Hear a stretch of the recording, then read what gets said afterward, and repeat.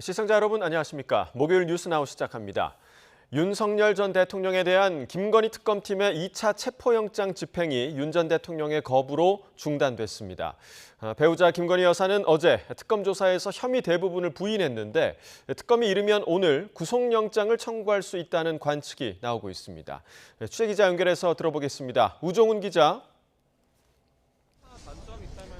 네, 서울 광화문 김건희 특검팀 사무실 앞입니다. 네, 윤 전 대통령에 대한 김건희 특검팀의 체포영장 집행 중단됐다고요? 네, 윤 전 대통령에 대한 체포영장 시한인 오늘 김건희 특검팀은 오전 8시 25분쯤부터 서울구치소에서 집행을 지휘했지만 1시간여 만에 중단했습니다.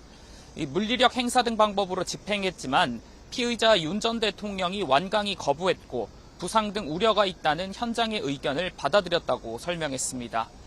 윤 전 대통령에 대한 체포영장 집행 시도는 이번이 두 번째로 지난 1일 1차 시도 때도 윤 전 대통령은 강하게 반발했습니다. 이에 대해 윤 전 대통령 법률 대리인단은 진술 거부권을 행사하겠다고 할 경우 체포영장이 집행되면 안 된다면서 김건희 특검팀의 체포 시도는 공개적인 망신 주기 외에 어떤 이유로도 설명될 수 없다라는 입장을 냈습니다. 윤 전 대통령에 대한 강제 구인 시도가 무산되면서 명태균 공천 개입 의혹을 수사하려던 특검의 계획도 차질이 빚어지고 있습니다. 네, 그리고 김건희 여사는 어제 조사에서 사실상 혐의를 전면 부인했다고요? 네, 김 여사는 조사 과정에서 진술 거부권을 행사하진 않았지만 혐의 대부분을 부인한 거로 알려졌습니다. 명태균 공천 개입에 대해선 명태균과 김영선 전 의원이 연락을 너무 많이 해 부담스러웠다면서 대통령실에서 문제의식을 갖고 요청을 잘라냈다고 말한 것으로 전해졌습니다. 가장 먼저 특검이 조사한 도이치모터스 주가 조작 관련해선 당시 서울대 석사과정 중이라 주식에 신경 쓸 겨를이 없었다라고 했고 오히려 이용당했다라는 기존 입장을 되풀이한 거로 알려졌습니다. 이 건진법사 청탁 관련 청탁성 뇌물로 지목되는 천수삼 농축액에 대해선 인삼을 못 먹는 체질이라 건진법사 전성배 씨가 가져갔을 거라 생각했다면서 혐의를 부인했습니다. 재산신고 누락 의혹이 불거진 나토 순방 목걸이는 모친 선물용으로 샀고 모조품인 걸 알면서 순방 때 빌려 착용했다면서 해명이 엇갈린다고 지적되는 점을 부인한 거로 파악됐습니다. 또 조사 중 김 여사는 특검 측에 내 말을 믿지 않겠지만 제대로 조사해줬으면 좋겠다라는 당부도 한 거로 알려졌습니다. 네, 이 같은 진술을 특검에서는 어떻게 보고 있습니까? 네, 우선 나토 순방 추정 목걸이와 관련해서 특검은 해당 물건이 김 여사의 오빠 김진우 씨 장모 집에서 발견된 것에 주목하고 있습니다. 목걸이가 있을 만한 곳이 아니라는 건데 특검은 조사에 대비해서 김 여사 측이 미리 물건을 빼돌렸거나 숨겼을 가능성을 의심하고 있는 것으로 전해졌습니다. 또 건진법사 청탁에 연루된 문고리 유경옥 전 행정관이 명품 가방을 갖고 가 샤넬 매장에서 교환했다는 신발이 유럽 39 크기인 점을 제시하며 김 여사의 신발 사이즈와 같은 것 아니냐고 캐물은 거로 알려졌습니다. 이에 대해서 김 여사 측은 유럽 39 사이즈는 한국 기준 250mm 정도에 해당한다며 이 자택에서 발견된 신발이 260mm인 만큼 김 여사에게 맞지 않는다고 반박한 거로 파악이 됐습니다. 또 도이치 주가 조작 의혹과 관련해선 검찰의 재수사 과정에서 확보된 김 여사와 증권사 직원 간 녹취도 제시된 거로 전해졌습니다. 네, 특검이 이르면 오늘 김 여사에 대한 구속영장을 청구할 수도 있다고요? 네, 특검이 어제 조사를 마치고 정점 김 여사를 상대로 추가 소환 일정은 잡지 않은 거로 파악이 됐습니다. 김 여사가 혐의를 부인하는 만큼 추가 조사가 무의미하다고 판단해 특검이 이르면 오늘 구속영장 청구에 나설 수 있다는 관측이 나옵니다. 또 특검은 조사를 마치고 준비한 신문 사항을 마쳤다고 밝혔는데 어제 조사한 혐의 내용이 방대한데도 조사에 5시간 20분만 걸린 점에 비춰서 구속영장 청구를 위한 사실관계 파악만 한 게 아니냐는 해석이 나옵니다. 특검이 구속영장을 청구한다면 나토 순방 목걸이에 대해선 증거인멸 우려, 도이치모터스 주가 조작 의혹과 관련해선 범죄를 저질렀다고 충분히 의심할 만하다는 혐의의 상당성을 주장할 거로 보입니다. 다만 구속영장 청구는 향후 수사에 큰 영향을 미치는 만큼 추가 소환을 통보할 가능성도 아직까진 물론 열려 있습니다. 지금까지 김건희 특검 사무실에서 전해드렸습니다. 우원식 국회의장이 내란 특검에 출석해서 참고인 조사를 받고 있습니다. 특검은 계엄 당시 국회 상황을 구체적으로 들여다볼 예정인데요. 현장에 나가 있는 취재기자 연결하겠습니다. 권준수 기자. 네, 내란 특검 사무실 앞입니다. 네, 특검이 계엄 해제 방해 의혹을 수사하는 데 속도를 내고 있죠. 그렇습니다. 지난해 12월 국회가 비상계엄을 해제하는 과정에서 국민의힘 다수 의원이 참여하지 않았던 배경을 특검이 들여다보는 중입니다. 관련해서 우원식 국회의장이 오늘 오전 내란 특검의 참고인으로 나와 조사를 받고 있습니다. 우 의장은 윤석열 전 대통령이 계엄을 선포하자 국회는 헌법적 절차에 따라 대응하겠다며 모든 국회의원을 본회의장으로 소집한 인물입니다. 특검은 당시 계엄 해제 요구한 의결 과정에서 국민의힘 지도부가 소속 의원의 표결 참여를 방해한 정황이 있는지 물을 것으로 보입니다. 우 의장 오전에 출석할 당시의 모습 보시겠습니다. 진실 규명을 해나가는 것이 당연한 책무라고 생각합니다. 비상계엄과 관련되어 있는 법적 또 정치적 그 정의를 바로 세우는 일에 국회의장으로서 최선의 책임을 다하겠습니다. 최근 특검은 국회 사무총장을 상대로도 기반 조사를 진행한 바 있는 만큼 관련 수사는 더 속도를 낼 것으로 보입니다. 네, 그리고 오늘 최상병 특검 핵심 인물 가운데 한 명인 임성근 전 사단장을 조사한다고요? 네, 최상병 특검은 업무상 과실치사 피의자인 임성근 전 사단장을 한 달여 만에 다시 불렀습니다. 특검은 1차 조사에 이어 임 전 사단장이 상당수 질문에 대해 답변을 거부하고 있다며 그동안 수사한 내용을 바탕으로 조사를 진행하고 있다고 설명했습니다. 특검은 오후엔 김철문 전 경북경찰청장도 참고인으로 부릅니다. 대통령실 등 윗선에서 임성근 전 사단장을 혐의자에서 제외하고 불송치 결정을 내리라 한 건 아닌지 수사 외압 여부를 추궁할 거로 보입니다. 지금까지 YTN 권준수입니다.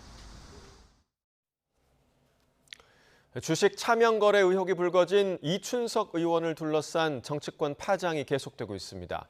민주당은 사태 수습에 또 국민의힘은 대여 공세에 총력을 기울이고 있습니다. 국민의힘 차기 당대표 선거는 김문수, 안철수, 장동혁, 조경태 후보 4파전으로 치러지게 됐습니다. 국회 연결해서 들어봅니다. 황보혜경 기자. 네, 국회입니다. 네, 주식 차명 거래 의혹이 제기된 이춘석 의원 관련 정치권 반응부터 전해주시죠. 네, 더불어민주당은 이춘석 의원에 대해 최고 수위 징계인 제명 조치를 추진하며 진화의 안간힘을 쓰고 있습니다. 한동수 전 대검 감찰부장을 위원장으로 윤리심판위원회를 구성하고 오늘 첫 회의도 열기로 했습니다. 이처럼 발빠르게 대응에 나선 건 주식 양도소득세 부과 기준을 둘러싼 논란에 여권 핵심 인사의 주식 의혹까지 겹치면서 급속히 나빠진 여론을 일식한 거로 풀이됩니다. 이와 관련해 박수현 수석 대변인은 라디오 방송에서 가능한 모든 수단을 동원해 가장 강력한 조치를 하고 있다면서 윤리위원회를 상설화하는 방안도 논의하고 있다고 강조했습니다. 국민의힘은 이춘석 의원을 국회 윤리특위에 제소하는 등 역공을 가하며 전국 반전을 시도하고 있습니다. 송원석 비상대책위원장은 아침 회의에서 이번 사건을 단순한 개인 비리가 아닌 권력형 내부 정보를 악용한 이춘석 게이트로 규정했습니다. 또 내부 정보를 알고 주식을 사들인 사람이 과연 한 사람뿐인지 의문이 든다며 특검 도입과 이 의원이 몸담았던 국정기획위원회 전수조사까지 제안했습니다. 이와 함께 국민의힘은 오늘 긴급 의원총회를 열고 이춘석 특검법 당론 추진과 국회의원 차명거래 전수조사에 대한 의견을 수렴할 예정입니다. 국민의힘 법사위원들도 기자회견을 열고 민주당이 진심으로 반성한다면 이 의원 사퇴로 공석이 된 국회 법사위원장직을 야당 몫으로 넘겨야 한다고 촉구했습니다. 다만 실현 가능성은 낮습니다. 법사위원장에 법무부 장관 출신 육선 추미애 의원을 내정한 민주당은 오는 21일 열리는 8월 임시국회 첫 본회의에서 선출 절차를 밟는다는 계획입니다. 우원식 국회의장은 어제 국방위 소속이던 추미애 의원과 법사위 박희승 의원의 상임위를 맞바꾸는 사보임안도 승인했습니다. 네, 민주당 정청래 대표는 문재인 전 대통령을 예방하고 있는데 어떤 이야기가 이 자리에서 오갈까요? 정청래 대표는 오늘 오전 경남 김해를 찾아 고 노무현 전 대통령 묘역을 참배했습니다. 이후 양산 평산마을로 이동해 문재인 전 대통령을 예방하고 있습니다. 어제 문 전 대통령이 대통령실에 조국혁신당 대표의 사면을 희망한다는 뜻을 전달하면서 이번 만남에서 관련 논의가 오갈지도 주목됩니다. 법무부는 오늘 오후 사면심사위원회를 열고 광복절 특별사면 대상자를 정할 예정인데 여기에 조 전 대표가 포함될지가 관건입니다. 당 핵심 관계자는 YTN에 민주당 차원에서 대통령실이나 법무부에 사면을 공식 요청한 적은 없다고 밝혔습니다. 김현정 원내대변인도 기자들과 만나 이번 사면은 민생사범과 사회적 약자 위주로 추진되는 거로 안다며 정치인 사면은 아직 결정된 바 없다고 말했습니다. 국민의힘 송원석 비상대책위원장은 만약 조국 전 대표가 특별사면 대상에 포함된다면 굉장히 잘못된 일이라며 국민과 함께 분노한다고 비판했습니다. 네, 그리고 국민의힘은 당권 경쟁이 치열한데요. 전당대회 컷오프 결과 소식도 전해주시죠. 네, 국민의힘 선관위는 조금 전 당대표와 최고위원 본경선 진출자를 발표했습니다. 당대표 예비경선에서 주진우 후보가 탈락하면서 김문수, 안철수, 장동혁, 조경태 후보 등 4명이 본선에 올랐습니다. 책임당원 투표와 국민 여론조사를 각각 50%씩 반영한 결과인데요. 최고위원 후보 12명 가운데에는 4명이 컷오프됐습니다. 당대표 후보 가운데 윤석열 전 대통령 탄핵에 찬성했던 인물은 안철수, 조경태 2명으로 이로써 탄핵 찬반 진영이 2대2 구도를 이루게 됐습니다. 본경선은 오는 20일부터 이틀 동안 진행되며 22일 전당대회에서 최종 결과가 발표됩니다. 지금까지 국회에서 전해드렸습니다. 이재명 정부 첫 특별 사면을 준비하기 위한 법무부 사면심사위원회가 오늘 열립니다. 조국 전 조국혁신당 대표를 비롯한 정치인들이 사면 대상에 포함될지가 가장 큰 관심사인데요. 취재기자 연결해서 들어보겠습니다. 조성호 기자. 네, 사회부입니다. 네, 법무부에서 광복절 특별 사면 대상자를 논의하는 거죠? 네, 법무부는 오늘 오후 2시부터 정부 과천청사에서 사면심사위원회를 엽니다. 말씀하신 것처럼 8.15 광복절 특사 대상자를 심사하기 위한 자리입니다. 사면심사위원장인 정성호 법무부 장관과 성상원 법무부 검찰국장, 차범준 대검찰청 공판송무부장, 이렇게 법무검찰 내부위원 3명과 외부위원들을 포함해 모두 9명이 참여합니다. 범죄의 내용과 형기, 수용생활 태도 등을 토대로 특별사면 대상자를 선정합니다. 위원회가 사면 복권을 건의할 대상자를 추리면 정 장관이 결과를 이재명 대통령에게 올립니다. 최종 명단은 오는 12일 예정된 국무회의 심의 의결을 거쳐 확정됩니다. 네, 이재명 정부 출범 이후 첫 특별 사면이라는 상징성도 있는데 누가 특사의 대상으로 거론되고 있습니까? 네, 조국 전 조국혁신당 대표를 비롯한 정치인들이 명단에 오를지가 가장 큰 관심사입니다. 조 전 대표는 지난해 12월 자녀 입시 비리와 청와대 감찰 무마 등 혐의로 징역 2년을 확정받아 수감돼 있습니다. 내년 12월 만기 출소 예정이라 형기가 1년 이상 남아 있습니다. 해직 교사를 임용하려고 인사권을 남용한 혐의로 징역형의 집행유예를 확정받은 조희연 전 서울교육감 사면 가능성도 거론됩니다. 이 대통령이 기소된 대북송금 관련 혐의 등으로 유죄가 확정돼 수용생활 중인 이화영 전 경기도 평화부지사가 포함될지도 관심사입니다. 여름 휴가 중인 이 대통령은 정치인을 사면 대상에 넣을지, 그렇다면 누구를 사면할지 막판까지 고심하는 걸로 알려졌습니다. 다만 이번 특사는 이 대통령 취임 이후 처음 단행하는 것이란 상징성이 있는 만큼 민생경제 회복과 사회적 약자 보호에 무게를 둘 걸로 보입니다. 윤석열 정부 시절 집단 파업으로 수감된 건설노조와 화물연대 노동자들이 대거 포함될 거란 관측이 나옵니다. 지금까지 사회부에서 YTN 조성호입니다. 대통령실은 광복절 특별사면 심사 대상에 조국 전 조국혁신당 대표가 포함됐다는 일부 언론의 보도에 대해 아직 최종적으로 알기 어렵다고 밝혔습니다. 강유정 대통령실 대변인은 오늘 브리핑에서 오늘 오후 법무부에서 사면심사위원회가 열린 뒤에야 사면 대상자를 알 수 있을 거라며 이같이 말했습니다. 이어 확정된 명단은 국무회의 의결을 거쳐 공식 발표된다며 그 과정에는 최종적인 대통령의 사면권 행사 결심이 있다고 강조했습니다. 오늘은 가을의 문턱으로 들어선다는 절기 입추입니다. 극한 폭염은 한풀 꺾였지만 당분간 30도를 웃도는 무더위는 계속될 걸로 보이는데요. 주말에는 2차 장마가 예고됐습니다. 남부지방부터 호우가 시작돼 다음 주엔 전국의 정체정선에 영향을 받을 거로 예상됩니다. 취재기자 연결해 자세한 내용 알아봅니다. 정혜연 기자, 이제 절기상 입추인데 그래도 더위는 누그러지지 않나 봅니다. 네, 그렇습니다. 오늘 가을이 시작된다는 절기 입추입니다. 한여름 더위가 물러나는 시기지만 오늘은 점차 맑은 날씨를 되찾으면서 한낮 기온이 33도 안팎까지 오를 것으로 예보됐습니다. 대구 낮 기온이 33도, 서울과 광주 32도, 대전이 31도로 예상됩니다. 사람 체온으로 또는 극한 폭염은 한풀 꺾였지만 33도 안팎의 한여름 더위는 더 지속하는 셈입니다. 기상청은 당분간 예년보다 4, 5도가량 높은 수준의 더위가 지속하면서 다시 폭염특보가 확대할 가능성도 있다고 밝혔습니다.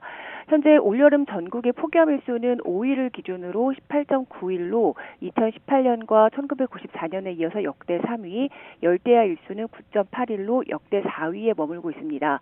하지만 일평균 최고 기온과 밤 최저 기온은 여전히 역대 최고를 기록하고 있는데요. 올여름 극한 폭염과 극한 호우가 번갈아 나타나는 특성을 보였기 때문인 것으로 보입니다. 네, 호우 상황은 어떻습니까? 지난 밤사이 예상보다 비가 많이 내리지는 않았는데 주말에 또 호우 예보가 있습니다. 다시 장맛비가 내리는 겁니까?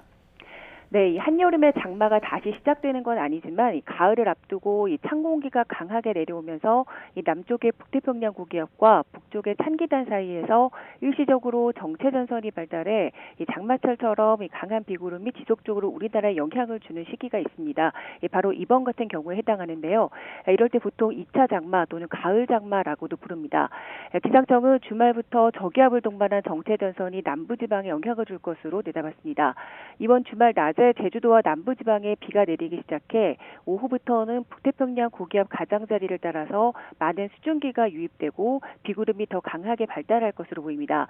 특히 일부 지역에는 시간당 30에서 50mm의 매우 강한 비가 내릴 것으로 예상됐습니다. 기상청은 이번 주말 호남지방으로 최고 120mm 이상, 또 영남지방에 최고 80mm 이상의 비가 내리고 이 비가 일요일까지 이어질 것으로 예상했습니다. 특히 주말 밤사이 남부지방에 강한 비가 집중될 가능성이 있고 이후 다음 주에는 정체전선이 중부지방으로 북상해서 또 한 차례 호우를 쏟아부을 가능성이 있다고 밝혔습니다. 이와 더불어 지난밤 남부지방으로 예고됐던 호우가 약화한 부분에 대해서 이 기상청은 밤사이 중국 내륙에서 유입된 수증기 양이 약했던 데다 특히 북쪽 찬 공기가 동쪽으로 치우치면서 비구름이 예상보다 발달하지 않았다고 밝혔습니다. 지금까지 과학기상부에서 YTN 정혜윤입니다. 민생회복 소비 쿠폰이 지급된 이후 2주 만에 절반 가까이 사용됐습니다. 특히 음식점과 마트 등 생활 밀착형 업종의 매출이 크게 늘어난 거로 나타났습니다. 취재기자 연결해 자세한 내용 알아봅니다. 김진두 기자, 그러니까 소비 쿠폰이 지역 경제의 활력소가 되고 있다는 거네요. 네, 사용 현황을 보면 어느 정도 지역 경제 회복에 마중물 역할을 하고 있는 것으로 보입니다. 행정안전부는 소비 쿠폰이 지급된 지난달 21일부터 이달 3일까지 카드사를 중심으로 사용 현황을 분석했습니다. 우선 지급된 소비 쿠폰 5조 7,679억 원 가운데 46%인 2조 6,518억 원이 사용된 것으로 나타났습니다. 사용 업종을 보면 음식점이 1조 989억 원, 41%로 가장 많았습니다. 이어 마트 식료품, 편의점, 병원 약국, 의류 잡화 순이었습니다. 생활과 밀접한 업종에서 소비가 크게 늘어난 것입니다. 소비 쿠폰 지급이 시작된 7월 4주 기준 카드 가맹점 전체 매출액도 직전주 대비해서 19.5%나 증가했습니다. 행정안전부는 소비 쿠폰 지급으로 침체됐던 소비 심리가 어느 정도 개선된 것으로 분석된다고 밝혔습니다. 이어 소비 쿠폰의 경기 회복 마중물 효과가 이어질 수 있도록 획기적인 대책을 마련할 계획이라고 덧붙였습니다. 지금까지 전국부에서 YTN 김진우입니다.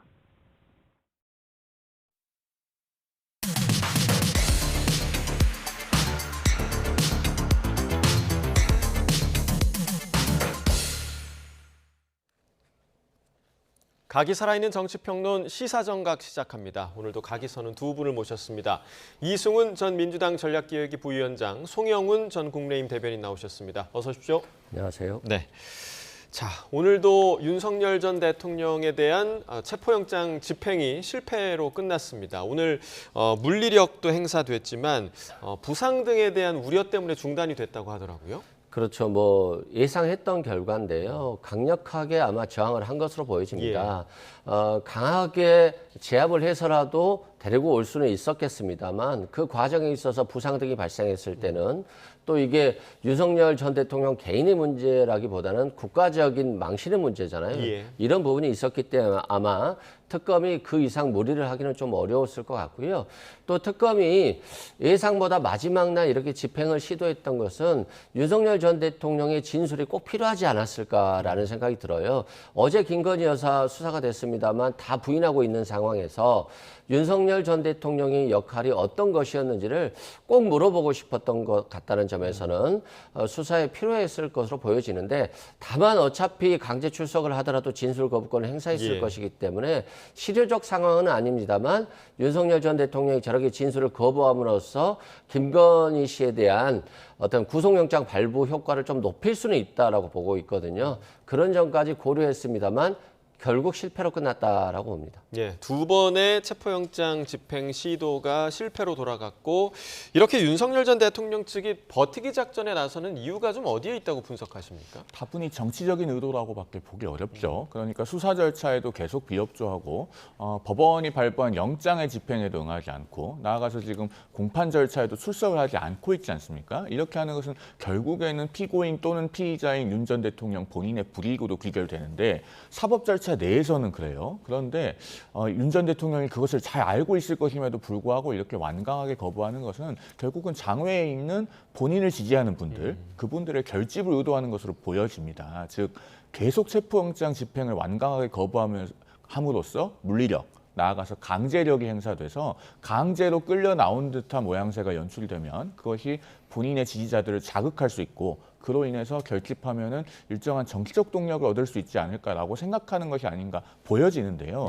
다만 윤 전 대통령이 재구속된 이후로 그런 지지층의 결집도 빠르게 소멸되고 있는 것이 현실입니다. 그렇기 때문에 더 이상 이런 국가적인 논란이 계속 발생하도록 하지 말고 좀 이런 소란을 끝내주셨으면 하는 그런 바람이 개인적으로 있습니다. 네, 그 지난 1차 체포영장 집행 시도 때 특검팀에서 그 상황에 대한 묘사를 좀 했단 말이죠. 그러니까 상황에 대해서 이제 대외적으로 알리기도 했는데 이번에도 또다시 2차 그 집행 과정에 대한 이야기를 하게 될지 그리고 1차 집행 때 사실 좀 논란이 된 게 있었잖아요. 이른바 속옷 논란이 있었는데 이런 논란이 반복되는 부분에 대해서는 좀 어떻게 보십니까? 일단 오늘 오후 2시 반에 또 특검보가 브리핑을 한다고 하지 않습니까? 그 추이를 좀 지켜봐야 될 것 같은데 1차 체포영장 집행 그 실패 과정에 대한 특검보의 자세한 브리핑이 논란이 있었다는 것은 인지하고 있을 겁니다. 그리고 피의자의 명예, 인격, 인권 이런 것을 존중하면서 브리핑을 하는 것이 원칙적으로는 맞다.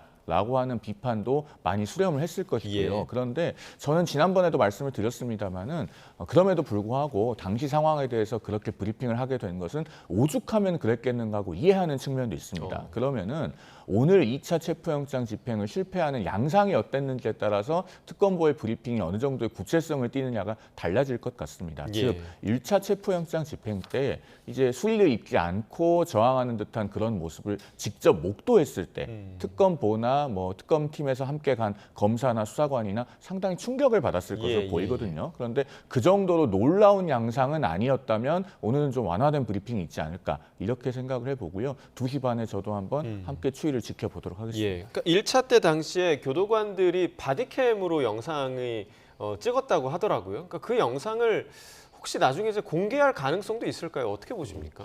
공개할 가능성은 윤석열 전 대통령이 동의하지 않으면 없을 거라고 봅니다. 왜냐하면 뭐 그래도 대통령이었었는데 속옷 차림의 모습이 공개된다라고 한다면 어떤 진영에서는 또 좋아할 수 있겠죠. 그렇지만 반대 진영에서 보면 또 싫어할 것이고 가장 중요한 문제는 국가적인 망신이거든요. 전직 대통령이라는 분이 속옷 차림으로 이런 출정을 거부했다라고 하는 것 자체가 정말 망신스러운 거잖아요. 그래서 아마 공개는 안 될 것으로 보여지고요. 지금 이렇게까지 출석을 거부하는 이유가 무엇일까? 첫 번째는 이제 김건희 지키라고 봅니다.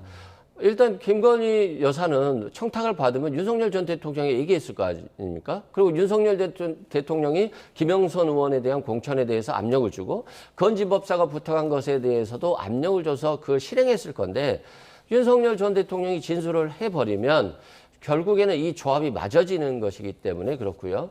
또 두 번째는 공범들에 대한 메시지입니다. 내가 이렇게 완강하게 거부하고 있기 때문에 김용현 전 장관 등에 대해서 절대 외환죄에 대해서 수사 협조하지 말라. 내가 이렇게 버티고 있으니까 너희들도 버티면 외환죄 수사는 좌초될 것이다라고 하는 어떤 강력한 메시지거든요. 세 번째는 본인이 나가기 싫은 거죠, 그냥. 그런 측면이 있어서 참 국가적으로나 국민들 입장에서는 상심이 크시겠지만 어쩔 수 없는 그런 형국인 것 같습니다. 조금 전에 말씀해 주신 것처럼 만약에 체포영장이 집행이 돼서 조사실로 간다고 해도 사실 진술 거부할 가능성이 높은 상황에서 특검에서 지금 기한이 지금 오늘까지인데 체포영장을 다시 청구할 가능성이 있을까요? 있어도 좀 소용이 있을까요? 이제 다시 청구할 가능성이 있어 보이는데요. 두 번째 체포영장 집행을 이렇게 한 거 보면 윤석열 전 대통령의 수사가 좀 꼭 필요한 것 같습니다. 그렇다고 한다면 김건희 씨에 대한 혐의 입증에 있어서 윤석열 전 대통령이 진술이 없다라고 한다면 좀 힘든 부분이 있는 것 같다. 이런 생각이 들고 그런 측면에서는 다시 체포영장을 신청할 것 같은데 문제는 신청하더라도 진술 거부는 고사하고 아마 조서에 날인조차 하지 않을 것 같아요. 그런 측면에서 실익은 없어 보인다. 다만 진실을 위한 법정에 세우기 위해서 특검이 최대한 열심히 하는 모습들을 보여야 되기 때문에 체포영장 신청을 다시 할 가능성은 좀 높아 보인다라고 생각됩니다. 그렇게 되면 짧게 좀 말씀드려도 될까요? 윤 전 대통령이 지금 체포영장의 집행에 대해서 완강하게 거부하고 있는 것이 김 여사 지키기다 이렇게 말씀을 주셨는데 저는 좀 생각을 달리합니다. 왜냐하면은 체포영장 집행에 응해서 출석한 다음에 그리고 진술 거부권을 행사해도 되는 것이거든요. 그리고 브리핑을 할 때마다 우리 언론에서 진술 거부권을 행사하고 있는지 물어봅니다. 특검에서 상세하게 답을 해줘요. 피의자가 진술 거부권을 행사하지는 않고 있다. 이런 식으로 답을 하기 때문에 본인이 나가서 진술 거부권을 행사해도 그것이 김 여사 측이든 혹은 본인의 나머지 혐의에 관련된 인물들이든 충분히 전달될 수 있습니다. 그렇기 때문에 저는 이 변호사님 생각과는 조금 분석을 달리하고요. 그래서 여전히 정치적인 어떤 장외 지지자들의 결집을 유도하는 것이 아닌가 그렇게 보는 것입니다. 그렇기 때문에 특검이 과연 이 체포에 관해서 윤 전 대통령이 원하는 그림을 만들어줘야겠는가 여기에 대한 좀 고민이 필요하다라는 생각을 하는 것이죠. 그렇게 되면 더 이상 이제 원하는 그림을 만들지 않고 바로 기소할 가능성에 대해서는 어떻게 보십니까? 저는 그럴 가능성도 있다고는 보는데요. 다만 그 바로라고 하는 것이 이제 시기상 곧바로냐 아니면 절차상 곧바로냐는 좀 다릅니다. 그러니까 절차적으로 윤 전 대통령에 대한 체포영장을 다시 청구해서 집행에 나서는 것은 하지 않더라도 시기적으로는 바로 기소하기는 조금 어려울 수 있어요. 왜냐하면은 김 여사와 공범으로 지금 관계가 되어 있는 혐의들이 몇 가지가 있습니다. 예를 들면 공천 개입 사건 같은 경우 이제 업무방해의 공동정범이 되느냐 여부 따져봐야 될 거고요. 그다음에 이른바 목걸이 같은 것도 그렇고요. 그렇기 때문에 그런 부분에 대해서 관계가 법리적으로 좀 그리고 사실관계에 있어서도 명확하게 정리가 되어야지만이 기소가 가능할 것이기 때문에 시기적으로는 조금 더 간격이 있지 않겠나라고 보는 편입니다. 자, 어제 이제 김건희 여사 얘기로 좀 넘어가 보면 특검 조사 한 10시간 만에 귀가를 했고 사실상 조사는 한 7시간 정도 이루어진 것으로 지금 보이고 있습니다. 거의 모든 혐의를 부인했다고 하더라고요. 어제 그 조사 장면 좀 어떻게 보셨습니까? 일단은 예상했던 부분이죠. 다 부인할 것으로 예상했고 특검 수사가 굉장히 빨리 끝났다라고 하는 것은 특검이 굳이 김건희 여사에 대한 반대 논리에 대해서 깨트리려고 노력은 하지 않은 것 같아요. 이 사람이 계속 진술을 부인하고 있다. 그래서 증거인멸이라든가 우려가 높다. 범죄가 상당하다라고 하는 측면에서만 조사를 하더라도 도이치모터스 같은 경우는 관련 증인들이라든가 증거들이 충분히 확보됐다라고 보는 것 같고요. 또 명태균 씨 사건 같은 경우는 여론조사 결과를 지켜봤습니다만 그냥 주니까 받았습니다. 그리고 김영선 공천과 관련해서도 자기는 아무런 힘이 없는 사람인데 자꾸 전화 와서 부담스러웠고 윤석열 전 대통령에게 말은 하긴 했지만 그냥 전달한 측면이지 이걸 가지고 외압을 행사하려고 하거나 이런 건 아니었다. 건지법사한테 받은 먹거리 이거 받지도 않았다.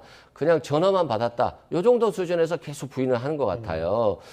그런데 특검이 조금 고민할 부분은 건지법사 사건과 명태균 사건은 조금 증거나 진술이 부족한 상황이 아닐까.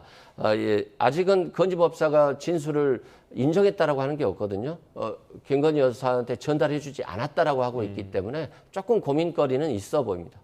예, 자 어제 그 특검 조사에 공개 소환될 때 짧게 자신의 입장을 밝히기도 했는데 아무것도 아닌 사람을 조금 강조한 모습이었어요. 이 모습 좀 어떻게 해석하십니까?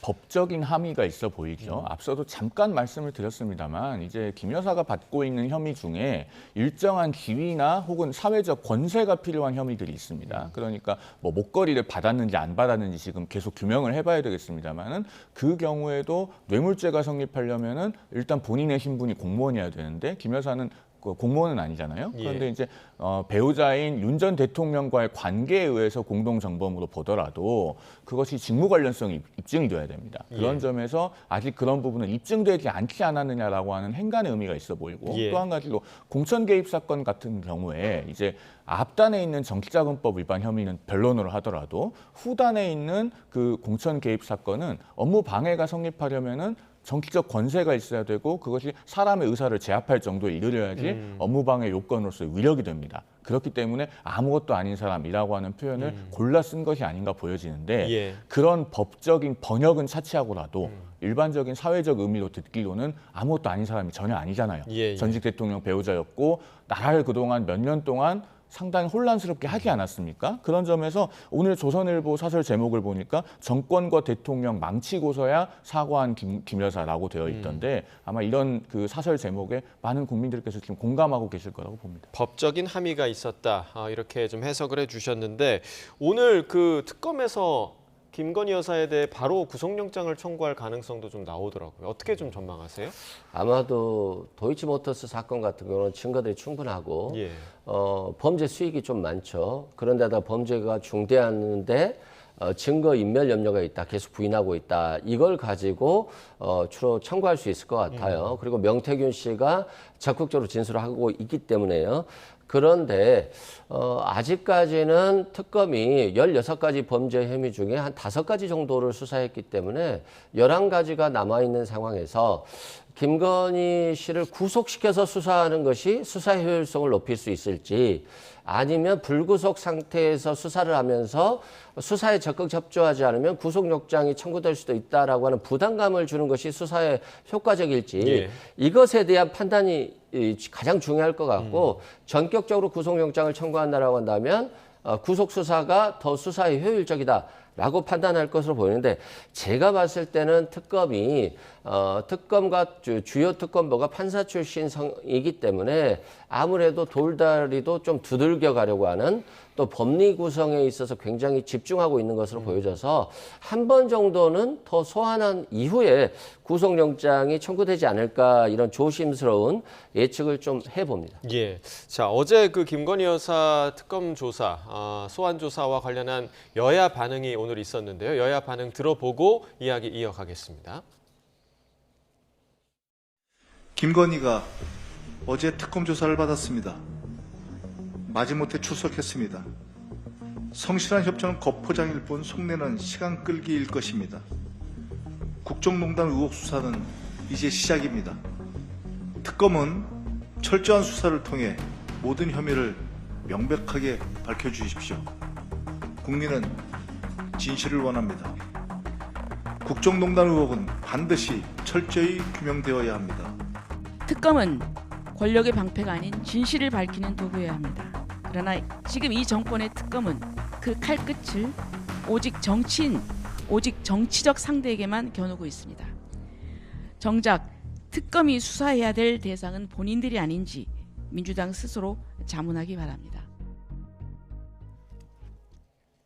자, 지금 나중에 들으신 국민의힘 조배숙 의원의 입장을 보시면 김건희 여사와 관련한 직접적인 언급은 하진 않았지만 지금 정치인들에 대한 조사로 이어질 것을 우려한 듯한 그런 메시지였거든요. 어떻게 좀 들으셨습니까? 저는 조배수 의원의 발언이 좀 황당했어요. 정치적 상대에게만 겨누고 있다라고 하는데 지난 윤석열 정부 3년간 야당만 수사했었잖아요. 결국 그 후과가 한꺼번에 오는 것이다라고 말씀드리고 김건희 여사가 아무것도 아닌 사람이라고 했습니다만 정말 대단한 사람이었죠. 아니 한동훈 전 대표가 국민 눈높이를 얘기를 했더니 난리가 났잖아요. 그리고 이원석 전 검찰총장이 국민 눈높이를 얘기하면서 수사를 꼭 받아야 된다라고 했더니 이원석 총장을 배제하고 수사가 이루어졌잖아요. 그리고 송경호 중앙지검장도 저는 다른 곳으로 이전이 됐습니다만 사실상 무혐의 처분을 하지 않고 있었기 때문에 윤석열 전 대통령이 눈밖에 났을 것이다. 그래서 검찰총장과 서울중앙지검장 바꾸고 나서 무혐의 처분을 한 거 아니겠습니까? 그만큼 검찰총장과 중앙지검장까지도 마음대로 인사를 해서라도 김건희 씨에 대한 무혐의 처분을 한 것이기 때문에 정말 대단한 분이셨다라고 말씀드리고 그런 것에 대한 후과가 지금 오고 있기 때문에 국민의힘은 사과하고 반성하면서 겸허하게 받아들여야 된다라고 말씀드립니다. 예, 조금 전에 이제 속보 하나가 들어왔는데요. 오늘 오전에 있었던 특검의 체포영장 집행 시도와 관련해서 윤석열 전 대통령 측의 입장이 나왔습니다. 윤 전 대통령이 체포영장 집행 시도 직후 의무실로 갔다라는 입장 표명이 있었고요. 영장 집행 과정에서 물리력을 행사한 그 여파로 추정이 된다라는 윤석열 전 대통령 측의 입장이 있었습니다. 오후 1시, 그러니까 지금 12시 13분을 지나고 있는데 잠시 뒤에 오후 1시에 서울 고검에서 기자회견을 열 예정이라고 지금 예고를 했는데요. 이 기자회견에서 어떤 추가적인 내용이 나올지 좀 주목이 되고요. 의무실로 향했다. 영장 집행 시도 직후에 의무실로 향했다라는 윤 전 대통령 측의 입장이 조금 전에 전달이 됐습니다. 자, 저희가 이제 김건희 여사 얘기를 하고 있었는데 지금 홍준표 전 대구시장도 조국 전 장관 부부의 선례를 얘기하면서 자업자득이다 이런 입장을 밝히기도 했더라고요.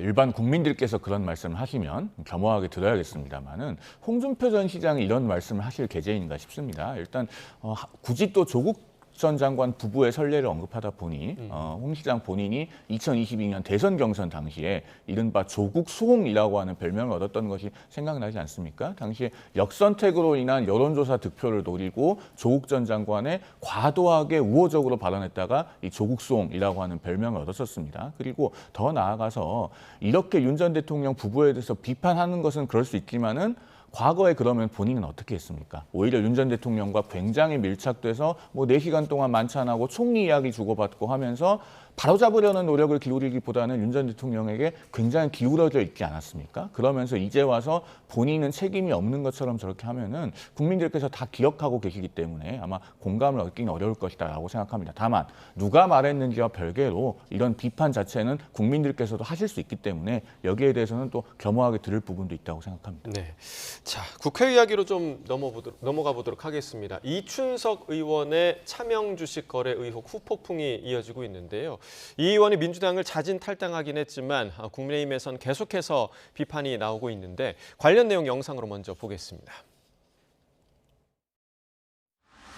민주당 이춘석 의원이 본회의장에서 휴대전화로 주식창을 보고 있습니다. SNS에 올린 그게 전부입니다. 그래서 좋다 하면 밝혀질 거니까요. 당에 누를 끼쳐 죄송하다며 탈당의 뜻을 밝혔고 이춘석 의원을 제명 조치하도록 하겠습니다. 엄정 수사하라 라며 지시하셨습니다. 국정위에서 즉시 해촉할 것을 지시하였습니다. 후보자가 정확히 관여하지 않은 상태에서 남편이 병의를 사용해서 생길 수 있는 책임에 대해서는 본인의 책임이지만 단기간에 그렇게 이익을 남기면 뭔가 내부 정보가 있는 거 아닌가 하는 오해의 소지도 저는 있다고 생각합니다. 오이밭에서 신방끈을 고쳐매지 말라. 송구스럽고 몸둘 바를 모르겠습니다. 이춘석 게이트에 대한 특검 수사를 제안하는 바입니다.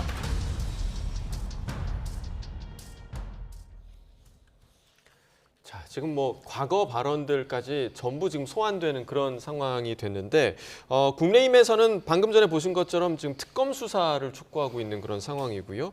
오후에 긴급 의총에서 이 특검법 관련해서 좀 최종 결정할 예정이라고 하더라고요. 지금 이춘석 의원 사건은 전형적인 권력형 비리 아닙니까? 이 국정기획위원회라고 하는 것이 인수위를 가름하는 겁니다. 그러면은 대통령직 인수위의 인수위원이 인수위에서 국정과제로 논의되고 있는 핵심적인 정책 정보를 미리 알고 그로 인해서 큰 수익이 기대되는 종목에 빚을 내서 차명으로 투자를 했다. 권력형 비리 아닙니까? 그러니까 이런 것을 국민의힘에서는 특검을 통해서라도 밝히자고 하는 것입니다. 그리고 이 사안은 결코 가볍게 볼 것이 아닌 게요. 오광수 전 민정수석이 낙마를 할 때 부인의 차명 부동산 그리고 차명 대출로 낙마했습니다. 그리고 지금 이춘석 의원은 차명으로 주식 투자를 했고 그것도 국가 AI 과제 5대 대표 선수로 선정되는 기업에 투자를 했다가 지금 드러났어요. 그러면은요, 이재명 정권은 이쯤 되면 차명 정권이라는 소리를 들어도 할 말이 없는 겁니다. 그런 오명을 듣고 싶지 않다면은 어떤 형태로든 이 진실을 명명백백하게 가리는 것에 모두 협조를 해야 될 것이다라는 말씀드립니다. 네, 지금 뭐 경찰에서도 전담팀을 구성을 했다라는 얘기도 나오고 있고 민주당 차원에서는 지금 이춘석 의원이 아주 빠르게 탈당을 했기 때문에 더 추가적으로 할 수 있는 조치가 좀 있습니까? 당에서는 추가적으로 할 수 있는 조치는 없고요. 탈당을 했음에도 불구하고 제명 조치라고 했다라고 하는 것은 굉장히 강력한 조치거든요. 향후 이춘석 의원이 복당하는 데 있어서 또 선거에 나가는 데 있어서 굉장히 마이너스 점수를 받기 때문에 사실상 좀 복당이라든가 정치인으로서의 생명을 연장하기가 쉽지는 않을 것 같다라는 말씀드리고 대통령실이 굉장히 엄중하게 수사하라고 했잖아요. 이건 지금 경찰청 전담수사반에서 담당하게 되는데요. 대통령실에서 이런 강력한 메시지를 냈다라고 하는 것은 경찰청으로 하여금 신속하게 엄중하게 수사하라고 하는 것이기 때문에 전혀 전직 여당의 법사위원장이라고 해서 봐주지 않겠다라고 하는 강력한 메시지이기 때문에 저는 특검보다도 오히려 신속하게 수사가 진행돼서 사실관계가 좀 밝혀질 것 같고요. 굉장히 어려운 문제가 공직자윤리법상의 재산신고도 제대로 안 됐다는 문제가 있을 수 있고 금융실명제법도 위반했다는 문제가 있을 수 있고 또 미공개 정보인데 이게 중요한 정보로서 좀 문제가 있다라고 한다면 또 자본시장법에도 위반될 수 있거든요. 그래서 이런 수사는 신속하게 될 것 같고 민주당과 대통령실에서 아주 일벌백계 차원에서 신속하게 했다는 측면에서는 대응이 아주 참 좋았다라고 말씀드립니다. 그러면 국민의힘에서 지금 특검 얘기하는 부분에 대해서는 좀 부정적인 입장이신 건가요? 그렇죠. 뭐 특검이라고 하는 것은 정부가 권력을 이용해서 수사를 제대로 안 할 때 필요한 거잖아요. 오히려 야당보다도 더 적극적으로 수사해서 끝을 보겠다라고 하는 것이니까 특검은 좀 뭐 너무 심한 것 같습니다. 제가 짧게 한 말씀만 드릴게요. 그 특검을 거부하는 자가 범인이다라고 하는 말이 지난 2022년 대선 과정에서 대장동 게이트 때문에 나와서 크게 유행이 됐습니다. 그걸 나중에 민주당에서는 이제 윤석열 정권에게 돌려주는 말로 많이 썼었죠. 그러면 이제 국민의힘에서도 또 다시 돌려드릴 수밖에 없는 거예요. 특검을 거부하는 자가 범인이다. 왜냐하면은 지금 국민들께서 의문을 갖고 계시는 것은요. 국정기획위원회가 일을 하는 과정에서 뭐 AI가 됐든 그밖에 뭐 스테이블 코인이 됐든 여러 가지 국책 과제와 관련해서 과연 저렇게 차명으로 주식 투자한 사람이 이춘석 의원 한 명이었을까? 이춘석 의원이 경제 2분과장으로서 그런 정보를 알았다면 과연 혼자서만 투자했을까? 이것에 대한 의문이 있는 것입니다. 지금 민주당이 법안을 만들어서 가동 중인 3특검에는요. 전부 다 수사 과정에서 인지한 사건을 특검이 수사할 수 있도록 하는 내용이 포함되어 있어요. 그 점을 생각해 본다면 이것이 과연 단순히 경찰청이 수사해야 될 사건이겠는가? 아니면 특검을 해야 되겠는가? 답이 자명하다고 봅니다. 그러니까 이제 이춘석 의원 하나로 끝나서는 안 된다라는 그런 말씀이신데 이 부분 좀 어떻게 보십니까? 그건 좀 정치적인 주장이신 것 같고 법치주의에 배치되죠. 본인이 핸드폰으로 자신의 보좌관 명의로 주식하는 것이 보였잖아요. 그러면 일단 개인 범죄예요. 그러면 이춘석 의원에 대한 개인에 대해서 수사를 해야 되는 것이지 국정위에 포함된 사람들 모두를 수사해보자, 주식했는지 보자라고 하는 것 자체는 수사의 틀을 넘어서는 것이고 이건 법치를 벗어나는 부분이기 때문에 이제 불가능한 부분이다라고 말씀드리고, 이게 권력형 범죄가 된다거나 또는 이게 그냥 주식 투자를 넘어서 뭔가 권력적인 것을 이용해서 광범위하게 뭔가 불법적인 게 이루어졌어야 되는데 지금 자신의 보좌관을 이용해서 주식을 한 것이 아니냐 정도 수준이기 때문에 국민의힘에서도 과거에 권력형 범죄까지도 수사하는 것은, 특검을 하는 것은 부당하다라고, 국가 예산 낭비다라고 했는데 정말 이러한 사건을 특검으로 하면 수사 낭비예요. 그래서 일단 경찰청의 수사를 보고 정말 이게 심각한 문제가 있다라고 한다면 특검으로 가는 것이지 지금 상황은 그렇게 바라볼 정도의 상황은 아니다라고 말씀드립니다. 딱 10초만 더 말씀드리겠습니다. 이재명 대통령이 한국거래소를 방문했을 때 주식시장에서 장난치면 패가망신하게 하겠다라고 했잖아요. 그 패가망신하게 하는 가장 좋은 방법은 특검을 하는 것입니다. 예.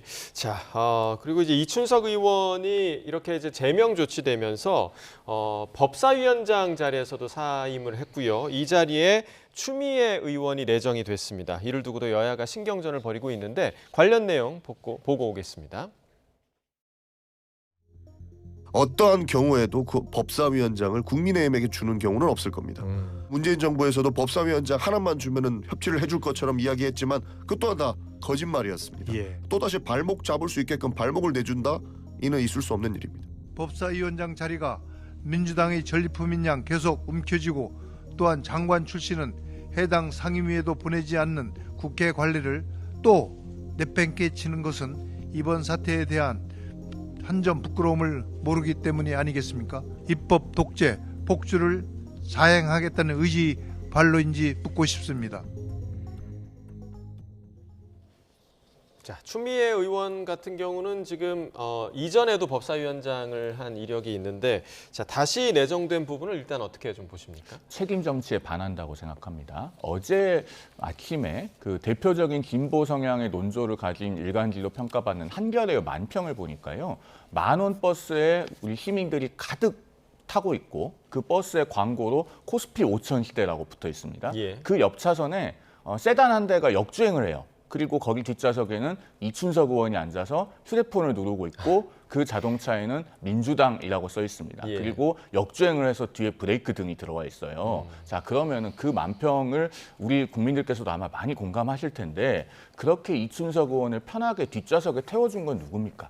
민주당이잖아요. 사선까지 시켜주고 국정기획위원회 경제 2분 과장으로 만들어주고 국회 법사위원장까지 시켜줬습니다. 그런 이춘석 의원이 중요한 미공개 정보를 이용해서 차명으로 주식투자했다는 의혹을 받고 있는 상황이면 민주당이 거기에 대해서 뭔가 정치적 책임을 져야죠. 그런데 탈당했다고 된 것이고 법사위원장은 다시 우리가 가져간다? 그걸 국민들께서 수긍하시겠습니까? 그러니까 사반세기 가까이 원내 1당과 2당이 국회의장과 법사위원장을 서로 다른 당이 맡는 것이 관행이었다. 이런 이야기까지 가지 않더라도 적어도 국민들께 책임 있는 조치는 우리 당이 선임한 법사위원장이 이렇게 했다면 우리가 적어도 남은 기간 동안은 국회 법사위원장 맡지 않겠다. 이렇게 하는 것이 국민들께 대한 최소한의 도리다. 저는 이렇게 생각합니다. 자, 원구성 때부터 사실 논란이 됐던 자리가 이 법사위원장 자리인데 이런 일을 겪고도 또 법사위원장 자리를 가져가려고 하냐 이런 입장이시거든요.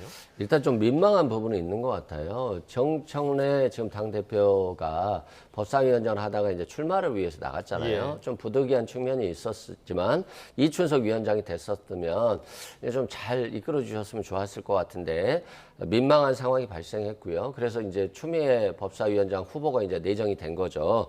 그런 측면에서는 국민들께 좀 죄송한 부분이 있을 겁니다. 그럼에도 불구하고 지금 국민의힘의 당대표 후보로서 유력한 분이 김문수 후보잖아요. 이분은 윤석열 전 대통령을 옹호하고 탄핵을 반대하고 극우와 계속 결탁돼 있으면서 극우적인 발언들을 쏟아내는 분이잖아요. 이런 분이 당대표로 될 정당에 어떻게 법사위원장을 맡기겠습니까? 민주당이 흠이 있습니다만 이런 부분은 굉장히 신속하게 조치를 했잖아요. 문제가 있는 것도 중요하지만 문제가 있었을 때 어떻게 해결하느냐도 굉장히 중요한 거거든요. 근데 이춘석 의원에 대해서 지금 제명 조치도 하고 신속한 수사를 강조했기 때문에 저는 대응은 잘하고 있고 그래서 추미애 지금 의원이 법사위원장에 내정이 됐기 때문에 임명이 된다라고 한다면 정말 좀 잘해 주셨으면 좋겠다. 검찰개혁이라든가 언론개혁이라든가 국민들이 좋아하는 방향으로 잘 국민들 눈높이에 맞춰서 잘 했으면 좋겠다라고 생각되고요. 그렇기 때문에 법사위원장을 국민의힘에 양보할 수는 없는 상황이다라고 말씀드립니다. 예. 자, 그리고 이제 8월이죠. 그러니까 광복절이 조금 다가오면서 광복절 특사 관련 이야기가 여기저기서 좀 많이 나오고 있습니다. 특히 조국 전 대표가 특사 명단에 포함될 것이냐 이 부분을 두고 여러 이야기들이 좀 나오고 있는데요. 정치권의 입장 좀 들어보고 이야기 나눠보겠습니다.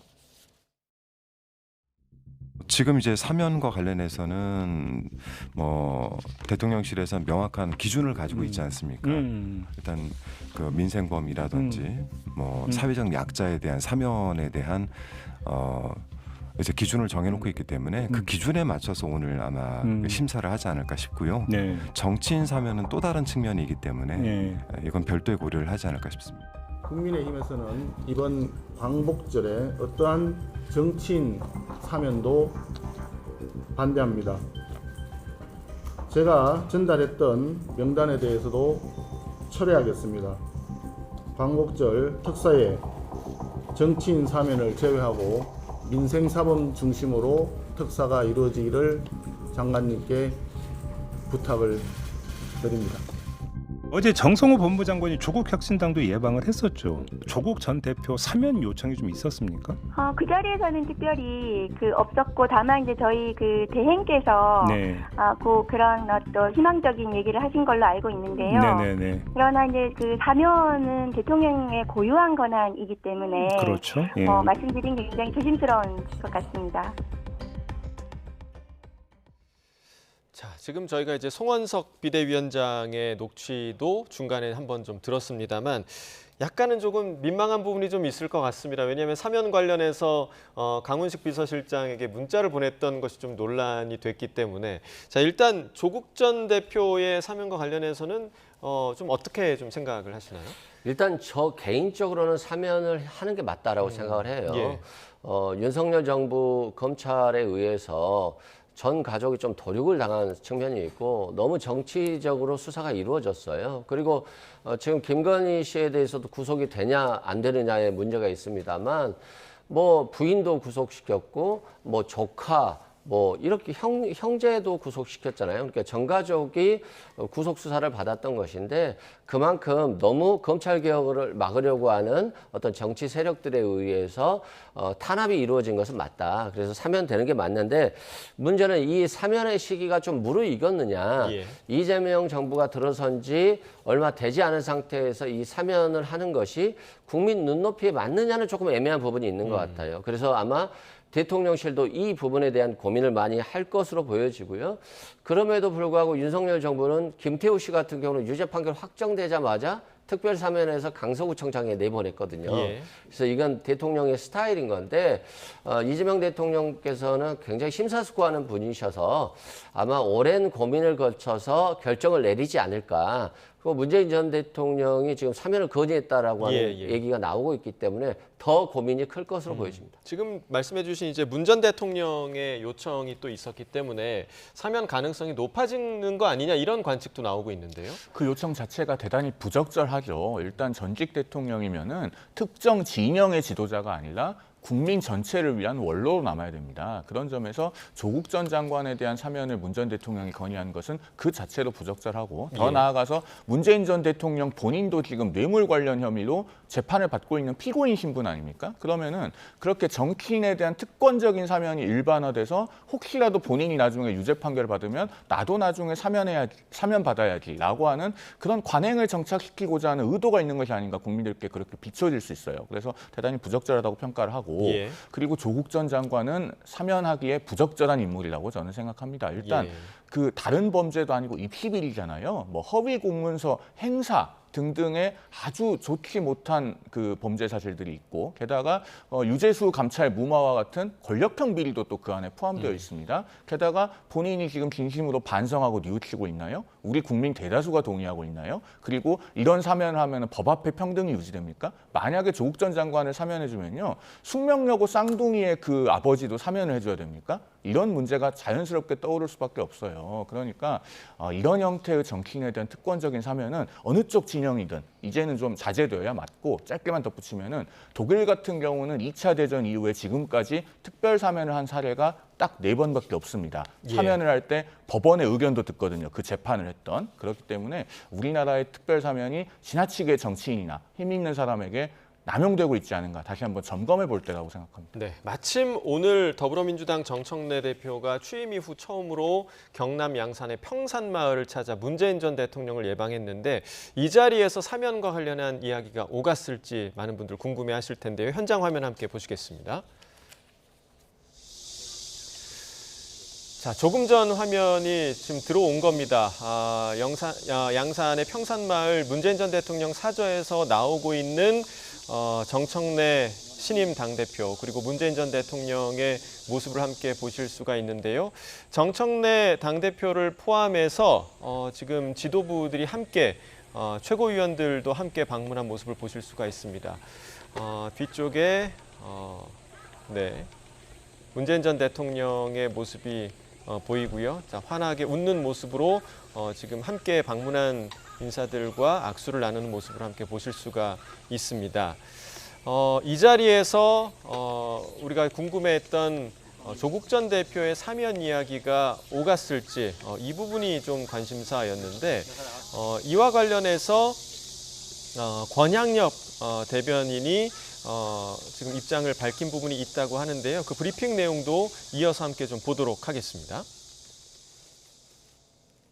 말씀이 있었습니다. 그리고 책방에서 이렇게 지금 계속 하시는데 책방에 대한 이야기 아주 재밌게 잘하고 있다라는 말씀을 해주셨고 이번에 광복 80주년은 그 기념을 해서 광복궁 창설자들 사진이라든가 울릉도 독도가 표시되어 있는 1735년도에 작성된 고지도 전시라든가 이런 것을 하고 그 고지도를 수집하신 분 특별 강연도 준비하고 있다 이런 말씀들 하셨고요.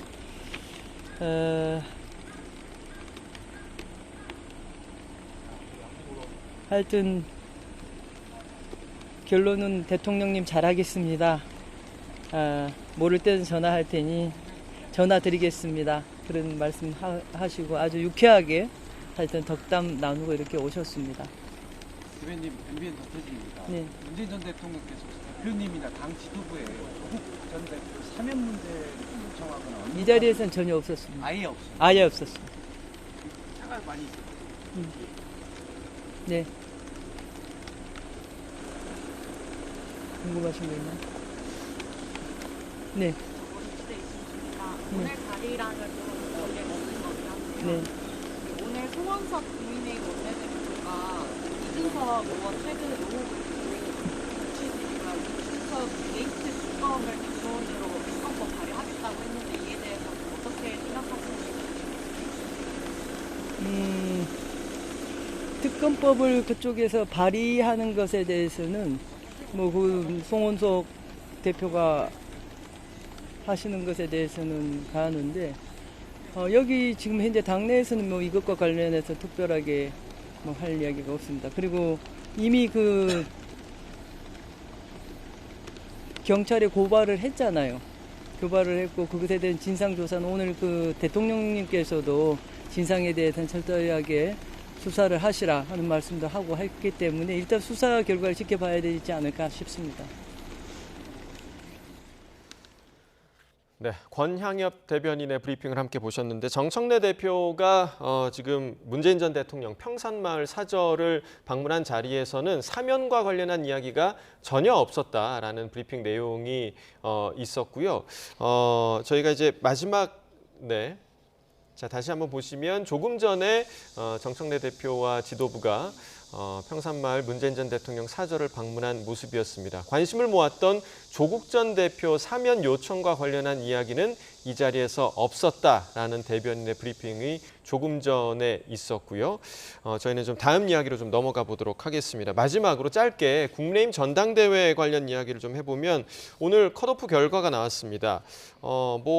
많은 분들이 좀 예상을 한 부분이기도 했는데 주진우 의원이 결국 이제 탈락을 했고 나머지 4명이 본경선에 진출한 것으로 좀 확정이 됐는데 이 결과 좀 어떻게 보십니까? 주진우 의원이 인지도라고 하는 그런 현실적인 벽을 좀 극복하지 못한 것으로 보입니다. 그러니까 본경선에 진출하는 4명 중에 마지막 한 자리를 안철수 의원이 차지할 것인가 주진우 의원이 차지할 것인가 이것에 관해서 관심이 높았던 것이 현실적인 상황이거든요. 그런데 안철수 의원은 어쨌든 대선 후보까지 하신 분이고 주진우 의원은 최근에 인사청문회를 통해서 대단히 그 성과가 높아지긴 했습니다만 여전히 초선 의원입니다. 그렇기 때문에 아무래도 그 전화 면접 조사를 통한 일반 국민의 여론이 50%가 반영되는 예비 경선의 방식상 인지도의 차이가 큰 영향을 미친 것이 아닌가 보여지고 어쨌든 주진우 의원도 국민의힘이 변화해야 된다라고 하는 생각은 가지고 계신 것으로 보이기 때문에 지금 변화 쇄신파 2명 대 현상 유지파 2명의 구도로 형성됐다고 할 수 있는 본 경선에서 변화와 쇄신을 바라는 분들에게 조금 힘을 실어주시면 좋지 않을까라는 개인적인 생각을 해봅니다. 자, 2대2의 구도가 됐는데 지금 김문수 후보 같은 경우는 원래는 출연을 하지 않는다고 했다가 보수 성향 유튜버들이 주최하는 토론회에 또 출연을 했다고 하더라고요. 앞으로 이제 전당대회 구도 좀 어떻게 좀 예상하십니까? 일단 가장 중요한 문제는 국민들의 관심을 못 끌겠다라고 하는 게 문제인 것 같고요. 구도는 이미 정해진 것 같습니다. 아직도 윤석열 전 대통령 지키기 그리고 탄핵 반대 이 기류가 집중될 것으로 보여지고요. 김문수 후보였기 때문에 아마도 김문수 후보가 될 가능성이 매우 높지 않나 그런 측면에서는 그렇게 국민들의 관심을 끌지 못할 여전한 국민의힘이다라고 봅니다. 알겠습니다. 여기까지 듣겠습니다. 이승훈 전 민주당 전략기획위 부위원장, 송영훈 전 국민의힘 대변인과 이야기 나눠봤습니다. 고맙습니다.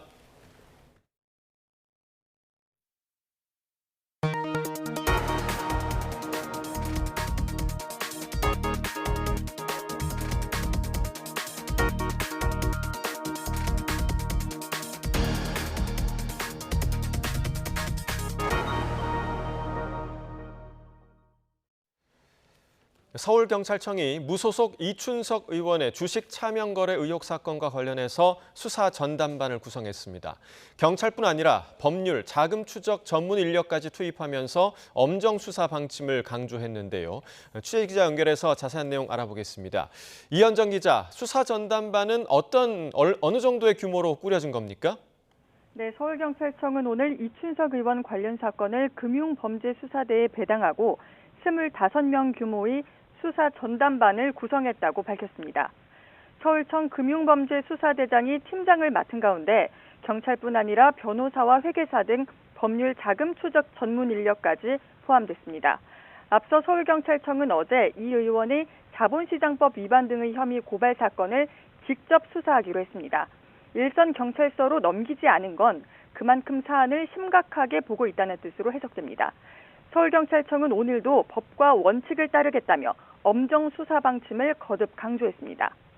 수사 전담반은 조만간 주진우 국민의힘 의원 등 고발인 조사를 시작으로 본격 수사에 나설 것으로 보입니다. 네, 이 의원의 주식 차명 거래 의혹과 관련해서도 한번 정리해 주시죠. 네, 앞서 이춘석 의원은 지난 4일 국회 본회의장에서 보좌관 차모 씨의 이름으로 된 주식 거래창에서 주문을 넣는 모습이 포착돼 차명 거래 의혹이 불거졌습니다. 당시 보좌관 명의 계좌에는 네이버와 LG CNS 등 AI 관련주가 들어있었는데요. 이 의원이 국정기획위원회에서 AI 정책을 담당하는 경제 2분과장을 맡았다는 점에서 이해충돌 논란까지 제기됐습니다. 국민신문고를 통해 먼저 고발장이 접수된 데 이어 국민의힘 의원과 시민단체 등도 잇따라 이 의원을 고발했습니다. 경찰은 이 의원이 실제 차명으로 주식 거래를 했는지를 확인하는 데 수사력을 모을 것으로 보입니다. 의혹이 사실로 드러난다면 금융실명법 위반이 됩니다. 또 해당 계좌의 실질적인 소유주가 이 의원으로 밝혀질 경우 재산을 축소 신고한 것이 돼 공직자윤리법 위반으로 처벌받을 수도 있습니다. 이재명 대통령까지 직접 나서 엄정 수사를 강조한 가운데 경찰 수사에 관심이 모아지고 있습니다. 지금까지 사회부에서 YTN 이현정입니다.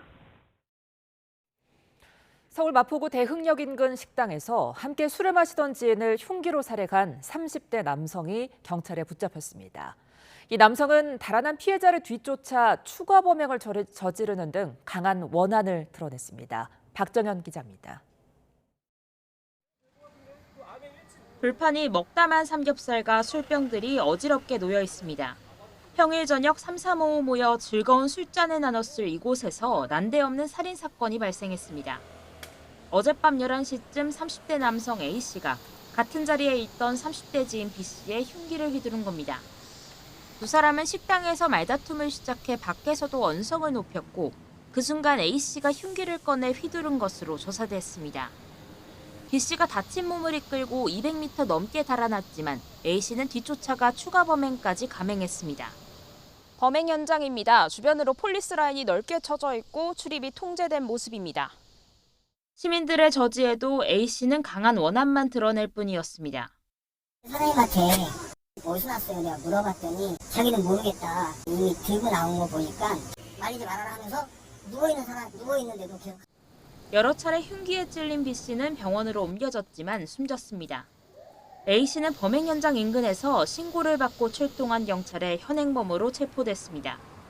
경찰은 목격자 진술과 CCTV 등을 토대로 A씨의 범행 동기와 사전에 계획된 범죄였는지 등을 조사할 예정입니다. YTN 박정현입니다. 공짜 해외 골프 여행에 데려간 뒤 미성년자 성매매를 유도하거나 도박 빚이 생긴 것처럼 꾸미는 방식으로 수억 원을 갈취한 일당이 붙잡혔습니다. 경기 남부경찰청 마약범죄수사대는 공갈 등 혐의를 받는 60대 총책 A씨를 포함한 조직원 12명을 검거하고 이 가운데 5명을 구속해 검찰에 송치했다고 밝혔습니다. A씨와 공범 5명은 지난 2022년 12월 사업가인 피해자에게 공짜 골프 여행 티켓이 생겼다며 태국으로 데려간 뒤 미성년자 성매매를 유도하고 수사 무마 명목으로 2억 4천만 원을 뜯어낸 혐의를 받습니다.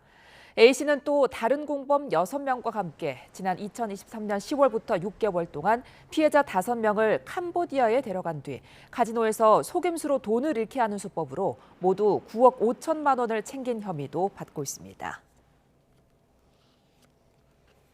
경기 여주경찰서는 아파트 주차장에서 다른 주민들의 차량을 망가뜨린 혐의로 40대 여성 A씨를 붙잡아 조사하고 있습니다. A씨는 그제 자정쯤부터 1시간여 동안 자신이 사는 여주의 한 아파트 지상 주차장에서 와이퍼를 부러뜨리고 차체를 긁는 등 다른 주민들의 차량 11대를 파손한 혐의를 받고 있습니다. 조사 결과 A씨는 피해자들과 모르는 사이로 술이나 약물에 취한 상태는 아니었던 거로 확인됐습니다. 강원도 강릉의 한 의원에서 허리 통증 완화 시술을 받은 뒤 감염 증상을 보이는 환자가 늘고 있습니다.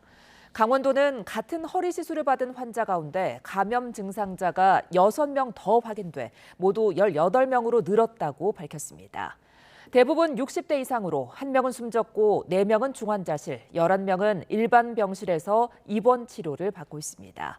이들은 황색 포도알균에 감염돼 극심한 통증과 의식 저하 등을 호소하고 있습니다.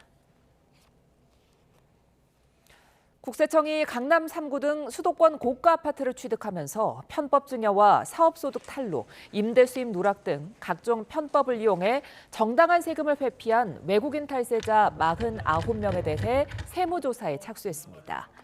이들은 자금 추적이 어려운 해외 계좌를 이용해 고가의 아파트 취득 작업을 편법으로 증여받고도 증여세 신고를 회피한 거로 드러났습니다. 조사 대상 중에는 종합부동산세와 재산세 등 부동산 보유 때 발생하는 각종 세금도 부모가 전액 납부하는 등 부모 찬스를 이용한 사례도 있었습니다. 또 국내 사업체나 법인으로부터 탈루한 소득을 외국인 신분을 활용해 해외 소재 페이퍼 컴퍼니와 계좌에 감추고 이를 정상적인 해외 자금 조달로 위장하는 수법으로 당국의 감시망을 피해왔습니다.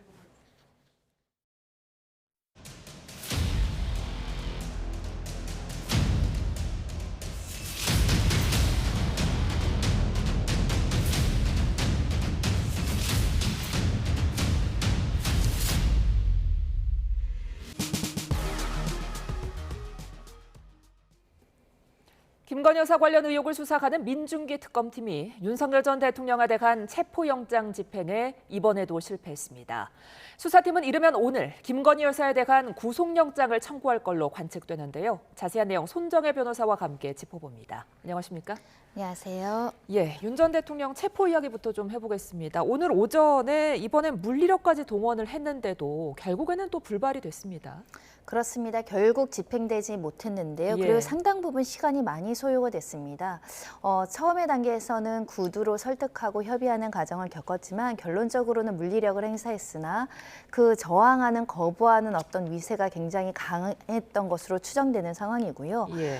부상 이야기까지 나오는 걸로 봐서는 일정 부분 대치 상태에서 몸싸움이라든가 여러 가지 실랑이 과정을 겪었으나 더 나아가서 더 큰 물리력으로 제압하기에는 다소 다치거나 불미스러운 여러 가지 이슈가 제기될 것이 염려돼서 최종적으로는 더 나아가지 않은 것으로 추정이 되는 상황이고요. 예. 결국 그 윤 전 대통령에 대한 강력한 거부 의사 그리고 몸으로 막아서는 행위가 있었을 것이라고 추단되는 상황입니다. 예. 특검이 체포영장 집행을 중단했다는 공지를 낸 뒤에 윤 전 대통령 측도 이제 강하게 반발하는 입장문을 냈는데요. 조사에 응할 수 없다는데도 계속해서 물리력까지 행사해서 강제 인치를 시도하는 건 망신주기다. 망신주기가 목적이라는 거를 자인한 셈이다. 이렇게 비판을 했습니다. 윤 전 대통령 측에서는 원하지 않는 조사일 뿐만 아니라 정치적인 수사라고 생각하기 때문에 이렇게 체포영장을 집행하는 것 자체, 영장이 발부된 그 자체, 그리고 실제 물리력을 동원해서 체포영장을 집행하는 이 일련의 과정들이 모두 망신주기이다라고 이제 보는 것으로 보는 인식이 뚜렷하게 나타난다라고 볼 수 있을 것 같고요. 다만 그 수사기관 입장, 특검은 결국 수사기관을 모두 대표하는 지위에 있기 때문에 특검 입장에서는 이 피의자가 조사에 응할 수 없다라고 한다면 그걸 또 수사기관이 그대로 순응해 줘야 되는 예. 그런 부분에 있어서는 조사에 응할 수 없다고 하더라도 형사소송법의 절차를 이행하는 것이 수사기관의 의무라고 본다고 한다면 이 조사에 응할 수 없다라는 이유만으로는 소환 조사를 하지 못하는 경우는 없기 때문에 오늘 집행까지 나아갔으나 결론적으로는 안타깝게도 또다시 불발되는 상황이 발생한 것으로 보입니다. 예, 이런 강경한 입장들을 봤을 때 구인에 성공을 하더라도 윤 전 대통령이 진술 거부를 할 걸로 보이는데 특검팀이 이렇게까지 강제 구인을 계속 시도하는 이유는 뭐라고 봐야 될까요? 기본적으로 수사의 실무와 우리 형사소송법은 이 중요한 사건에 대한 어떤 사실관계를 조사할 때 핵심 피의자와 핵심 참고인 증인의 지위에 있는 사람의 진술을 청취하고 입장을 확인하고 그리고 이 부분과 관련한 진술을 통해서 이 피의자한테 방어권을 주도록 하는 취지가 있기 때문에 이런 절차들을 이행을 하겠고 수사에 미진함이 없도록 하겠다라는 기본적인 입장이 있는 겁니다. 그런 만큼 진술 거부권을 행사할 것이 예정된다라고 하더라도 또 막상 조사에 임해서 진술을 하는 경우도 있을 것이고요. 또 진술 거부권을 행사했다라는 것을 남겨놓는 것도 기록상 의미가 있기 때문에 수사를 안 할 수가 없는 상황이다 이렇게 말씀드릴 수 있고요.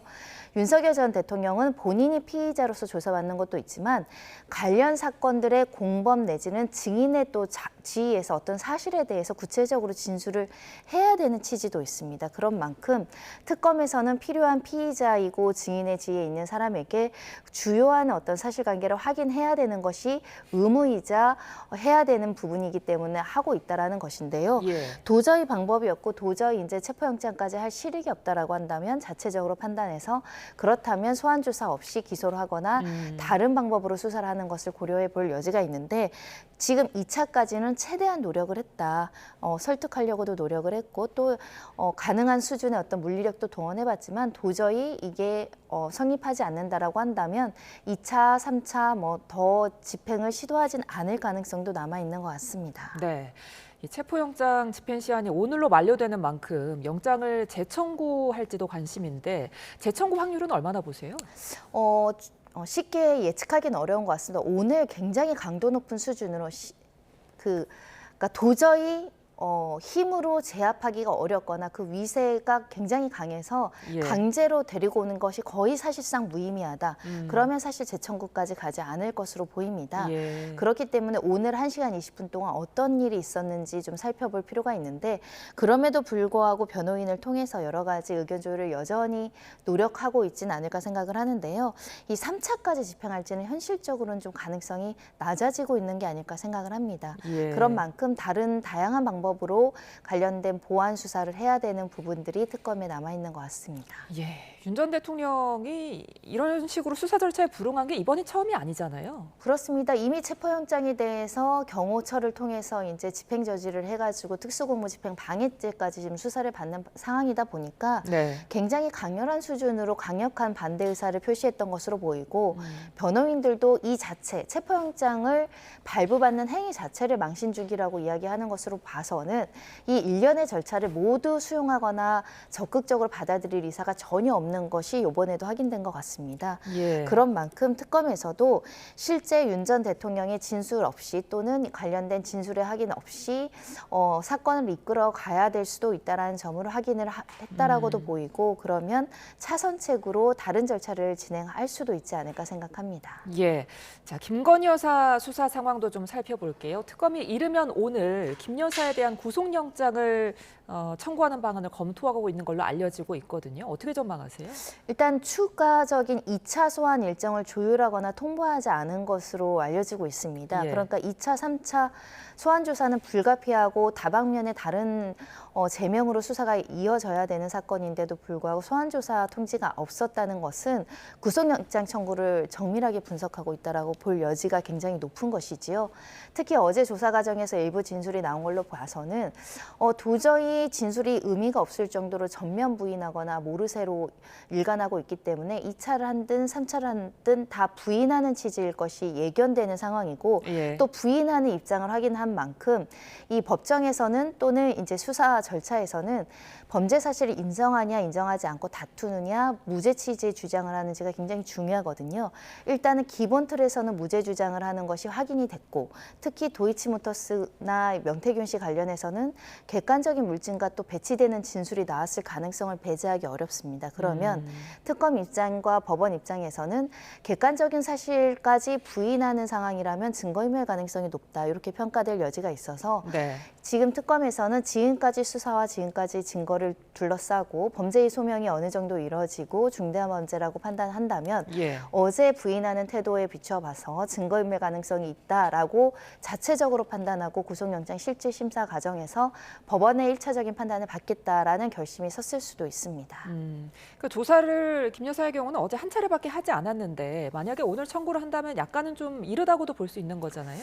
이를 수도 있고요. 굉장히 신속하게 내부적으로는 이미 진술 조사를 하고 나면 구속영장 청구에 이를 만큼의 증거가 수집됐다라는 판단이 이미 이루어졌을 가능성도 있습니다. 증거를 충분히 확보하고 김건희 여사가 나와서 어떻게 변명하고 어떻게 답변하는지를 기다렸다가 일부 자백하고 일부 인정하고 또 부인하는 경우도 있지만 전면 부인하는 경우도 있거든요. 그럼 전면 부인한다라고 한다면 이것은 향후에도 이렇게 무죄 취지로 인정하지 않는 태도로 해석할 수 있기 때문에 그런 경우에는 구속영장을 신속하게 하자.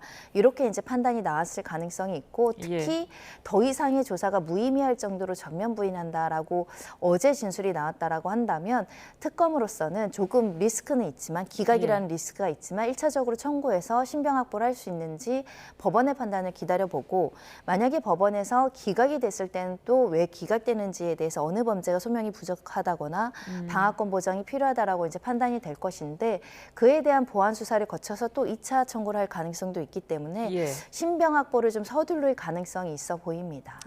그렇다면 만약 오늘 영장을 청구한다면 오늘이 목요일인데 이번 주 중에 심사가 열릴까요?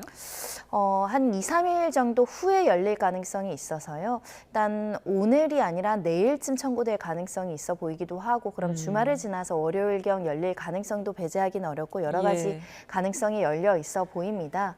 일단 가장 중대한 혐의가 도이치모터스 사건과 공직선거법 관련한 명태균 씨 관련한 사건이 어느 정도 범죄의 소명에 이르렀는가. 김건희 여사가 부인하고 있지만 이에 대한 어떤 증거가 충분히 수집돼서 영장 발부 단계까지 어떤 소명을 인정받을 수 있는지가 굉장히 관건이 아닐까 생각이 들고요. 그에 대한 어떤 그 논리와 법리를 지금 보완하고 있을 수도 있어 보이는 상황입니다. 자, 영장을 청구한다면 구속심사에서 어떤 부분이 쟁점이 될까요? 결국은 범죄의 소명 여부입니다. 그리고 범죄의 중대성도 굉장히 중요할 것이고요.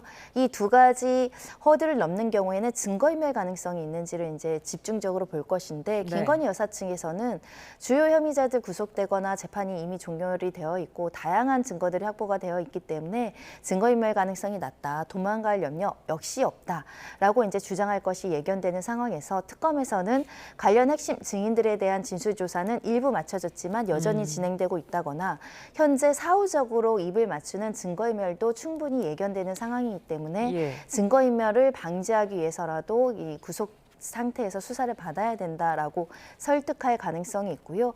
결국은 증거인멸 가능성은 열려있는 사건이니까 범죄의 소명 여부가 굉장히 중요한 사건이다라고 보입니다. 아무래도 이제 김 여사가 사건의 정점에 있는 만큼 김 여사의 신병 확보 여부가 이 특검 초기 수사의 성패를 가르지 않을까 싶은데 어떻게 보세요?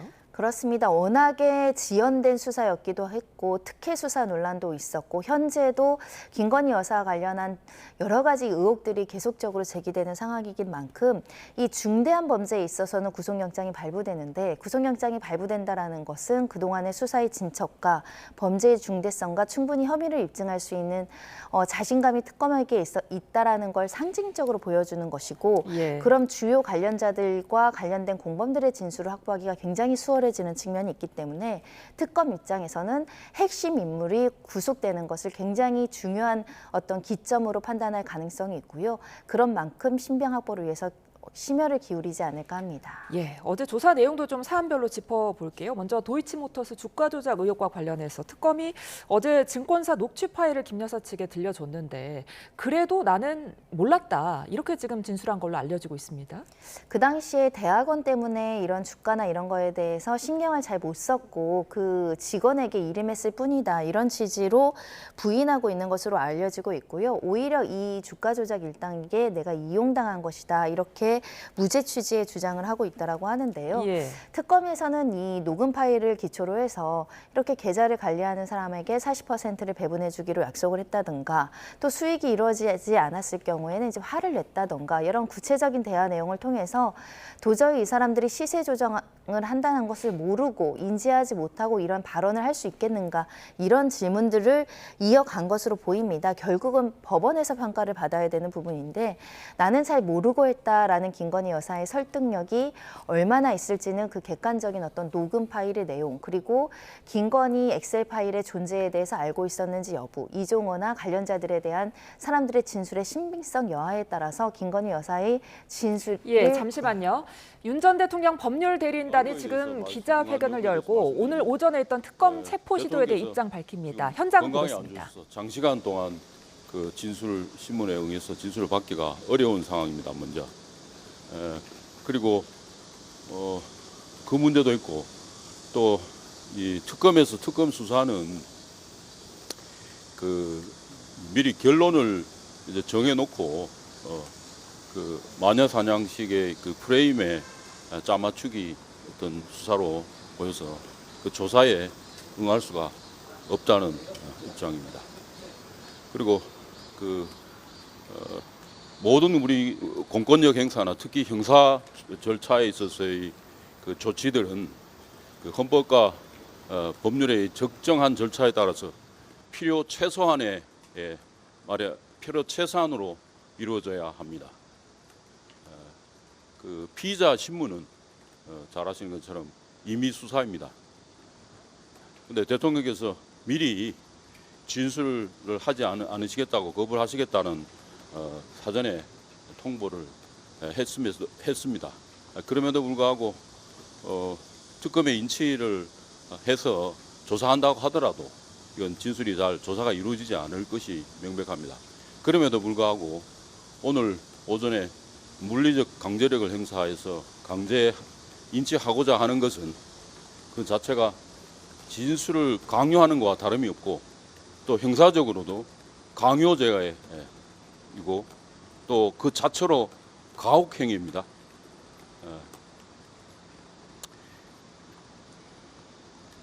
변호인들은 그 수차례에 걸쳐서 체포영장이 발부되었다고 하더라도 그 물리적 강제력을 행사해서 인치하는 것은 불법임을 수차례 걸쳐서 입장을 밝혀왔습니다. 그럼에도 오늘 물리적 강제력을 행사해서 인치하고자 하는 것에 대해서는 저희들이 형사 책임을 엄정한 형사 책임을 물을 것입니다. 향후라도 대통령을 지내셨지만 대통령은 대통령으로서는 대통령 재임 중에 국정 최고 책임자로서 헌법과 법률이 정당하게 집행될 수 있도록 감독하고 감시할 수 있는 그런 책무가 있습니다.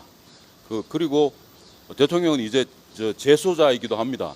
형사처벌에 지금 피의자에 해당돼서 형사처벌이 대상이 되고 있는데 지금 수감되어 있는 모든 전국의 재사자일 뿐만 아니라 형사처벌의 위험에 있는 처지에 있는 사람들의 인권을 위해서도 향후에 이런 인권 침해적인 조치나 행위가 반복되지 않기를 간곡히 부탁드리고 바라는 바입니다. 네, 이상입니다. 구체적인 일어난 일에 대해서는 질문을 해주시면 거기에 대해서 우리 송 변호사님께서 답변을 해주시고 오늘 기자회견을 자청한 이유는 이런 일이 저희 건국 이후에 처음입니다. 처음. 건국 이후에 이런 일이 단 한 번도 없었습니다. 어떻게 구속된 피의자를 체포영장을 발부받아서 팔다리를 잡고 다리를 들어서 끌어내려고 하는 이 시도 자체가 우리나라 역사상 처음입니다. 이 사태의 심각성 때문에 저희가 기자회견을 자청하게 된 것입니다. 이 점에 대해서 이 과정에서 일어난 모든 불법 행위에 대해서는 관련자들에선 반드시 응분의 책임을 물을 것입니다. 저희 기자단 공통된 질문이 방금 전에 이제 심각한 상황이라고 말씀을 주셨는데 오늘 오전에 체포영장 집행 당시에 물리력 행사라고 말씀을 주셨지만 당시 상황을 좀 더 설명을 해주신다면 어떤 게 있을까요? 대통령 나이가 65세이십니다. 65세면은 노인에 해당됩니다. 10여 명이 달라붙었습니다. 젊은 사람들이 10여 명이 달라붙어서 앉아있는 대통령을 양쪽에서 팔을 끼고 다리를 붙잡고 그대로 들어서 차량으로 탑승시키려고 했습니다. 그 과정에서 완강하게 거부를 하시니까 다시 한번 앉아있는 의자 통째, 의자를 들고 그 의자에 앉아있는 대통령님을 같이 들어가지고 같이 또 옮기려고 했습니다. 그 과정에서 의자가 뒤로 확 빼졌고 대통령이 땅바닥에 철석 바닥에 떨어지는 그런 사태까지 발생을 했습니다. 그러면서 허리를 의자 다리에 부딪히기도 하셨고 또 팔을 너무나 세게 잡아당겨가지고 팔이 빠질 것 같다고 좀 제발 좀 놔달라고 부탁을 해서 겨우 강제력에서 조금씩 벗어났습니다. 그럼에도 불구하고 이런 것들은 안 된다. 윤석열 전 대통령의 법률 대리인단의 특검의 체포 시도 관련 입장 발표 보고 오셨습니다. 자, 법률 대리인단은 윤 전 대통령의 건강이 좋지 않아서 장시간 진술이 어렵고 특검 수사는 미리 결론을 정해놓은 마녀 사냥이라면서 그런 조사에는 응할 수 없다 이런 입장이라고 밝혔고요. 불법이라는 입장에도 물리적 강제력을 동원했고 이와 관련해서 형사 책임을 묻겠다고 전했습니다. 자, 손정혜 변호사님, 지금 형사 책임을 묻겠다고 밝혔는데 이게 가능한 겁니까? 굉장히 안타까운 상황들이 벌어지고 있는 것 같습니다. 일단 특검에서는 그 상황을 상세하게 묘사하지 않았는데 변호인들을 통해서 그 상황이 어땠는지를 지금 실시간 국민들이 전해받았고 전직 대통령에 대한 체포영장이 집행되는 과정에서 물리력을 동원했으나 그 과정에서 엄청난 실랑이가 있었다는 것을 지금 듣고 있죠. 팔다리를 잡아서 이동하려고 했으나 그것도 불발됐고 의자 자체를 들으려고 했으나 그것도 완강히 힘에 의해서 서로 대치하다가 이제 물러난 상황으로 보이는 상황인데요. 이런 상황 자체가 묘사가 돼서 외신이나 보도를 통해서 가는 것 자체가 대한민국의 국격과 수사기관이라는 공권력이 어떻게 비춰질지 굉장히 우려가 되는 상황이라고 말씀드릴 수 있을 것 같습니다. 다만 수사기관 입장에서는 그동안 해왔던 수사의 실무가 있잖아요. 그러니까 이렇게 지금 수사를 받지 않겠다고 완강히 거부하는 피의자에게 이렇게 물리력으로 강제 인치한 전례가 있었고 그렇게 해왔다. 그럼 이 상황도 적법하고 과거의 전례대로 해왔다라고 이제 평가를 해야 됨에도 불구하고 이 자체가 불법이라고 단정하는 것은 조금 더 앞서 나간 발언이 아닐까라는 생각이 들고요. 이 강제 인치의 개념에는 이렇게 필요 최소한도의 물리력을 동원해서 사람의 어떤 장소를 이전하는 것이 포함하는 개념이다 이렇게 봐야 될 것 같고요. 다만 다칠 염려가 있는 상황이기 때문에 이제 더 나아가지 않은 것으로 보이는데 그 정도 상황이면 서로 협조해서 원만하게 조율해서 합리적으로 일정을 정하는 것이 우리의 통상의 상식이 아닐까. 근데 그 상식이 벌어지지 않아서 매우 안타깝게 생각하고요. 처벌하겠다는 건 독직 폭행을 이야기하는 것 같습니다. 수사기관이나 이런 교정당국에 있는 공무원이 이 피의자나 수사를 받는 사람을 폭행하거나 이 무력으로서 어떻게 다치게 하게 하는 경우에는 형사처벌로서 가중처벌을 받게 하는 경우가 있거든요. 한마디로 구치소에 이제 수감된 피의자들을 이제 때린 예전의 경찰 공무원들에게 적용되는 제명일 수 있습니다. 그런데 해당 사안에 이것이 해당할 수 있는 것이냐. 그러니까 권한 없이 물리력을 썼느냐. 이 물리력이 과잉으로 쓰게 돼서 필요 최소한도를 넘어서 사람을 다치게 했느냐. 이런 평가를 받아야지만 처벌이 될 수 있는 문제이기 때문에 아마 그 해당 상황들은 모두 녹화가 되어 있겠죠. 결국 사후적으로 수사기관과 법원이 판단할 문제가 아닐까 합니다. 자, 알겠습니다. 오늘 말씀 여기까지 듣겠습니다. 지금까지 특검 상황 관련해서 손정혜 변호사와 함께 이야기 나눠봤습니다. 오늘 말씀 고맙습니다.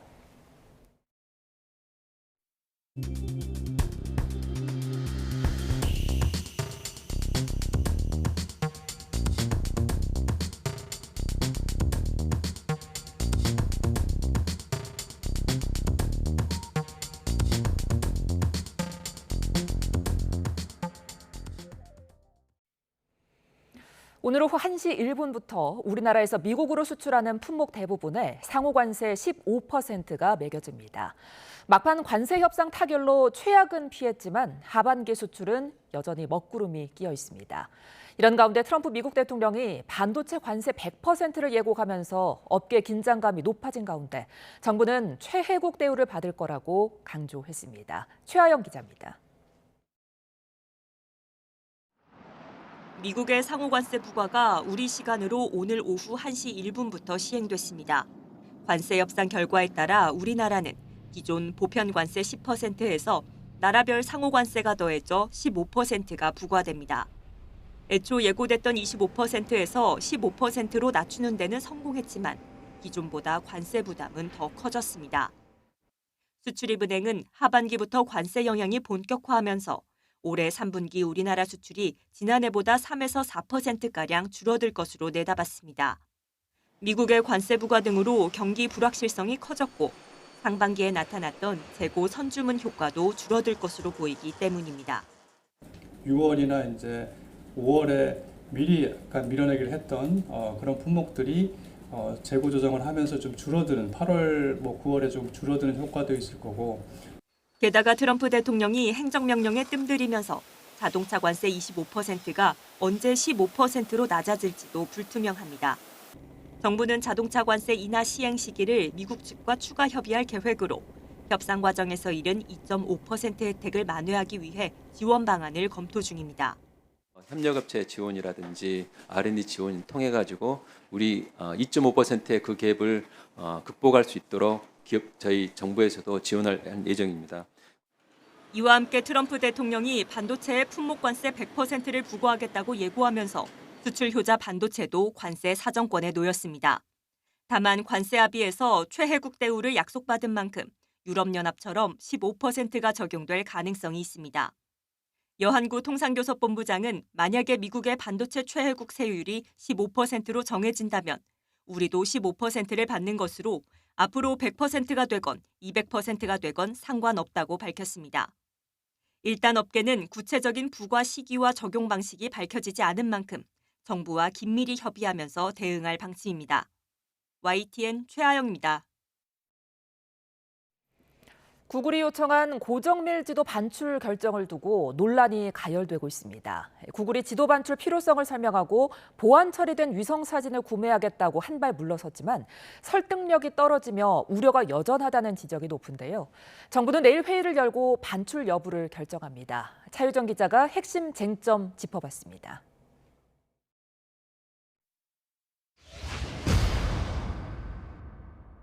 구글 지도가 해외와 비교했을 때 우리나라에서 활용도가 떨어지는 건 사실입니다.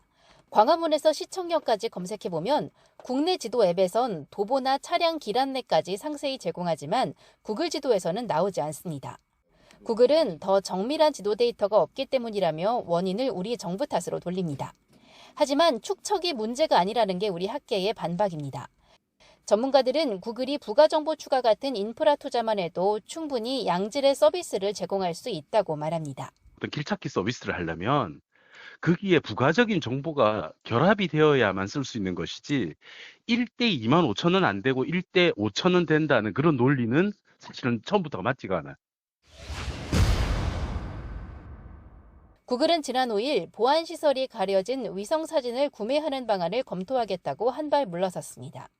그러나 가림 처리를 해도 원본 데이터가 해외로 넘어가는 한 안보정보 유출 우려는 여전합니다. 구글의 자체 위성 데이터와 결합하면 안보시설 노출 위험은 우려스럽습니다. 핵심인 국내 데이터 센터 관리라는 조건에선 양보가 없습니다. 사고가 발생하고 나면 거기에 따르는 우리 정부가 대처할 수 있는 방안이 없기 때문에 더 중요한 예컨대 서버 설치라든가 데이터 센터 설치라든가 이런 전제 조건이 같이 이행되지 않냐면은 구글은 반출을 요청한 1대 5,000 축적 지도가 고정밀 지도는 아니라고 주장하지만 정밀도는 상대적인 개념인 만큼 설득력이 떨어집니다. 국토지리정보원도 해당 지도를 고정밀 국가 기본도로 분류합니다.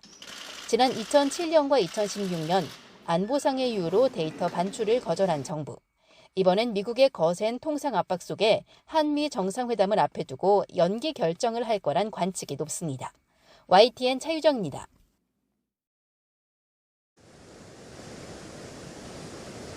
네, 가을이 시작된다는 절기 입추지만 여전히 33도 안팎의 무더위는 계속해서 이어지고 있습니다.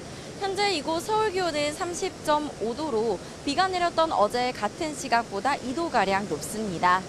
비가 그치고 무더위만 남으면서 많은 비로 출입이 통제됐던 이곳 청계천 산책로도 지금은 출입이 가능해진 상황입니다. 뜨거운 더위에 시민들은 시원한 물속에 발을 담그면서 더위를 식히고 있는데요. 현재 서울뿐 아니라 전국적으로 더위가 계속되고 있습니다. 현재 전남과 전북, 서부, 또 경북 남부와 경남, 제주도에 폭염주의보가 발효 중인 가운데 밀양과 양산은 33.2도, 고성 32.5도까지 오르면서 날이 무척 덥습니다. 여기에 볕이 강하게 내리쬐면서 기온은 더 오르겠습니다. 서울과 광주는 32도, 창원은 34도까지 예상됩니다.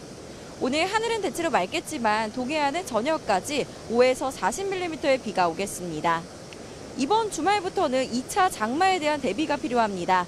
현재 제주도 남쪽에 형성된 정체전선이 점점 북상하면서 주말과 휴일 충청 이남을 시작으로 다음 주 화요일에는 전국에 비가 확대되겠습니다. 특히 주말 오후부터 휴일 아침 사이에는 시간당 30에서 50mm의 강한 비가 쏟아지겠고요. 호남은 120mm 이상의 비가 내리면서 호우특보가 내려질 가능성이 있겠습니다. 지난 휴일과 월요일 사이 많은 비가 내렸던 남부를 중심으로 또다시 호우가 예보됐습니다. 비로 인한 추가적인 피해가 없도록 배수로와 하수구 점검을 철저하게 해주시기 바랍니다. 지금까지 YTN 김시아입니다. 이상으로 목요일 뉴스나우 마칩니다. 시청해주신 여러분 고맙습니다.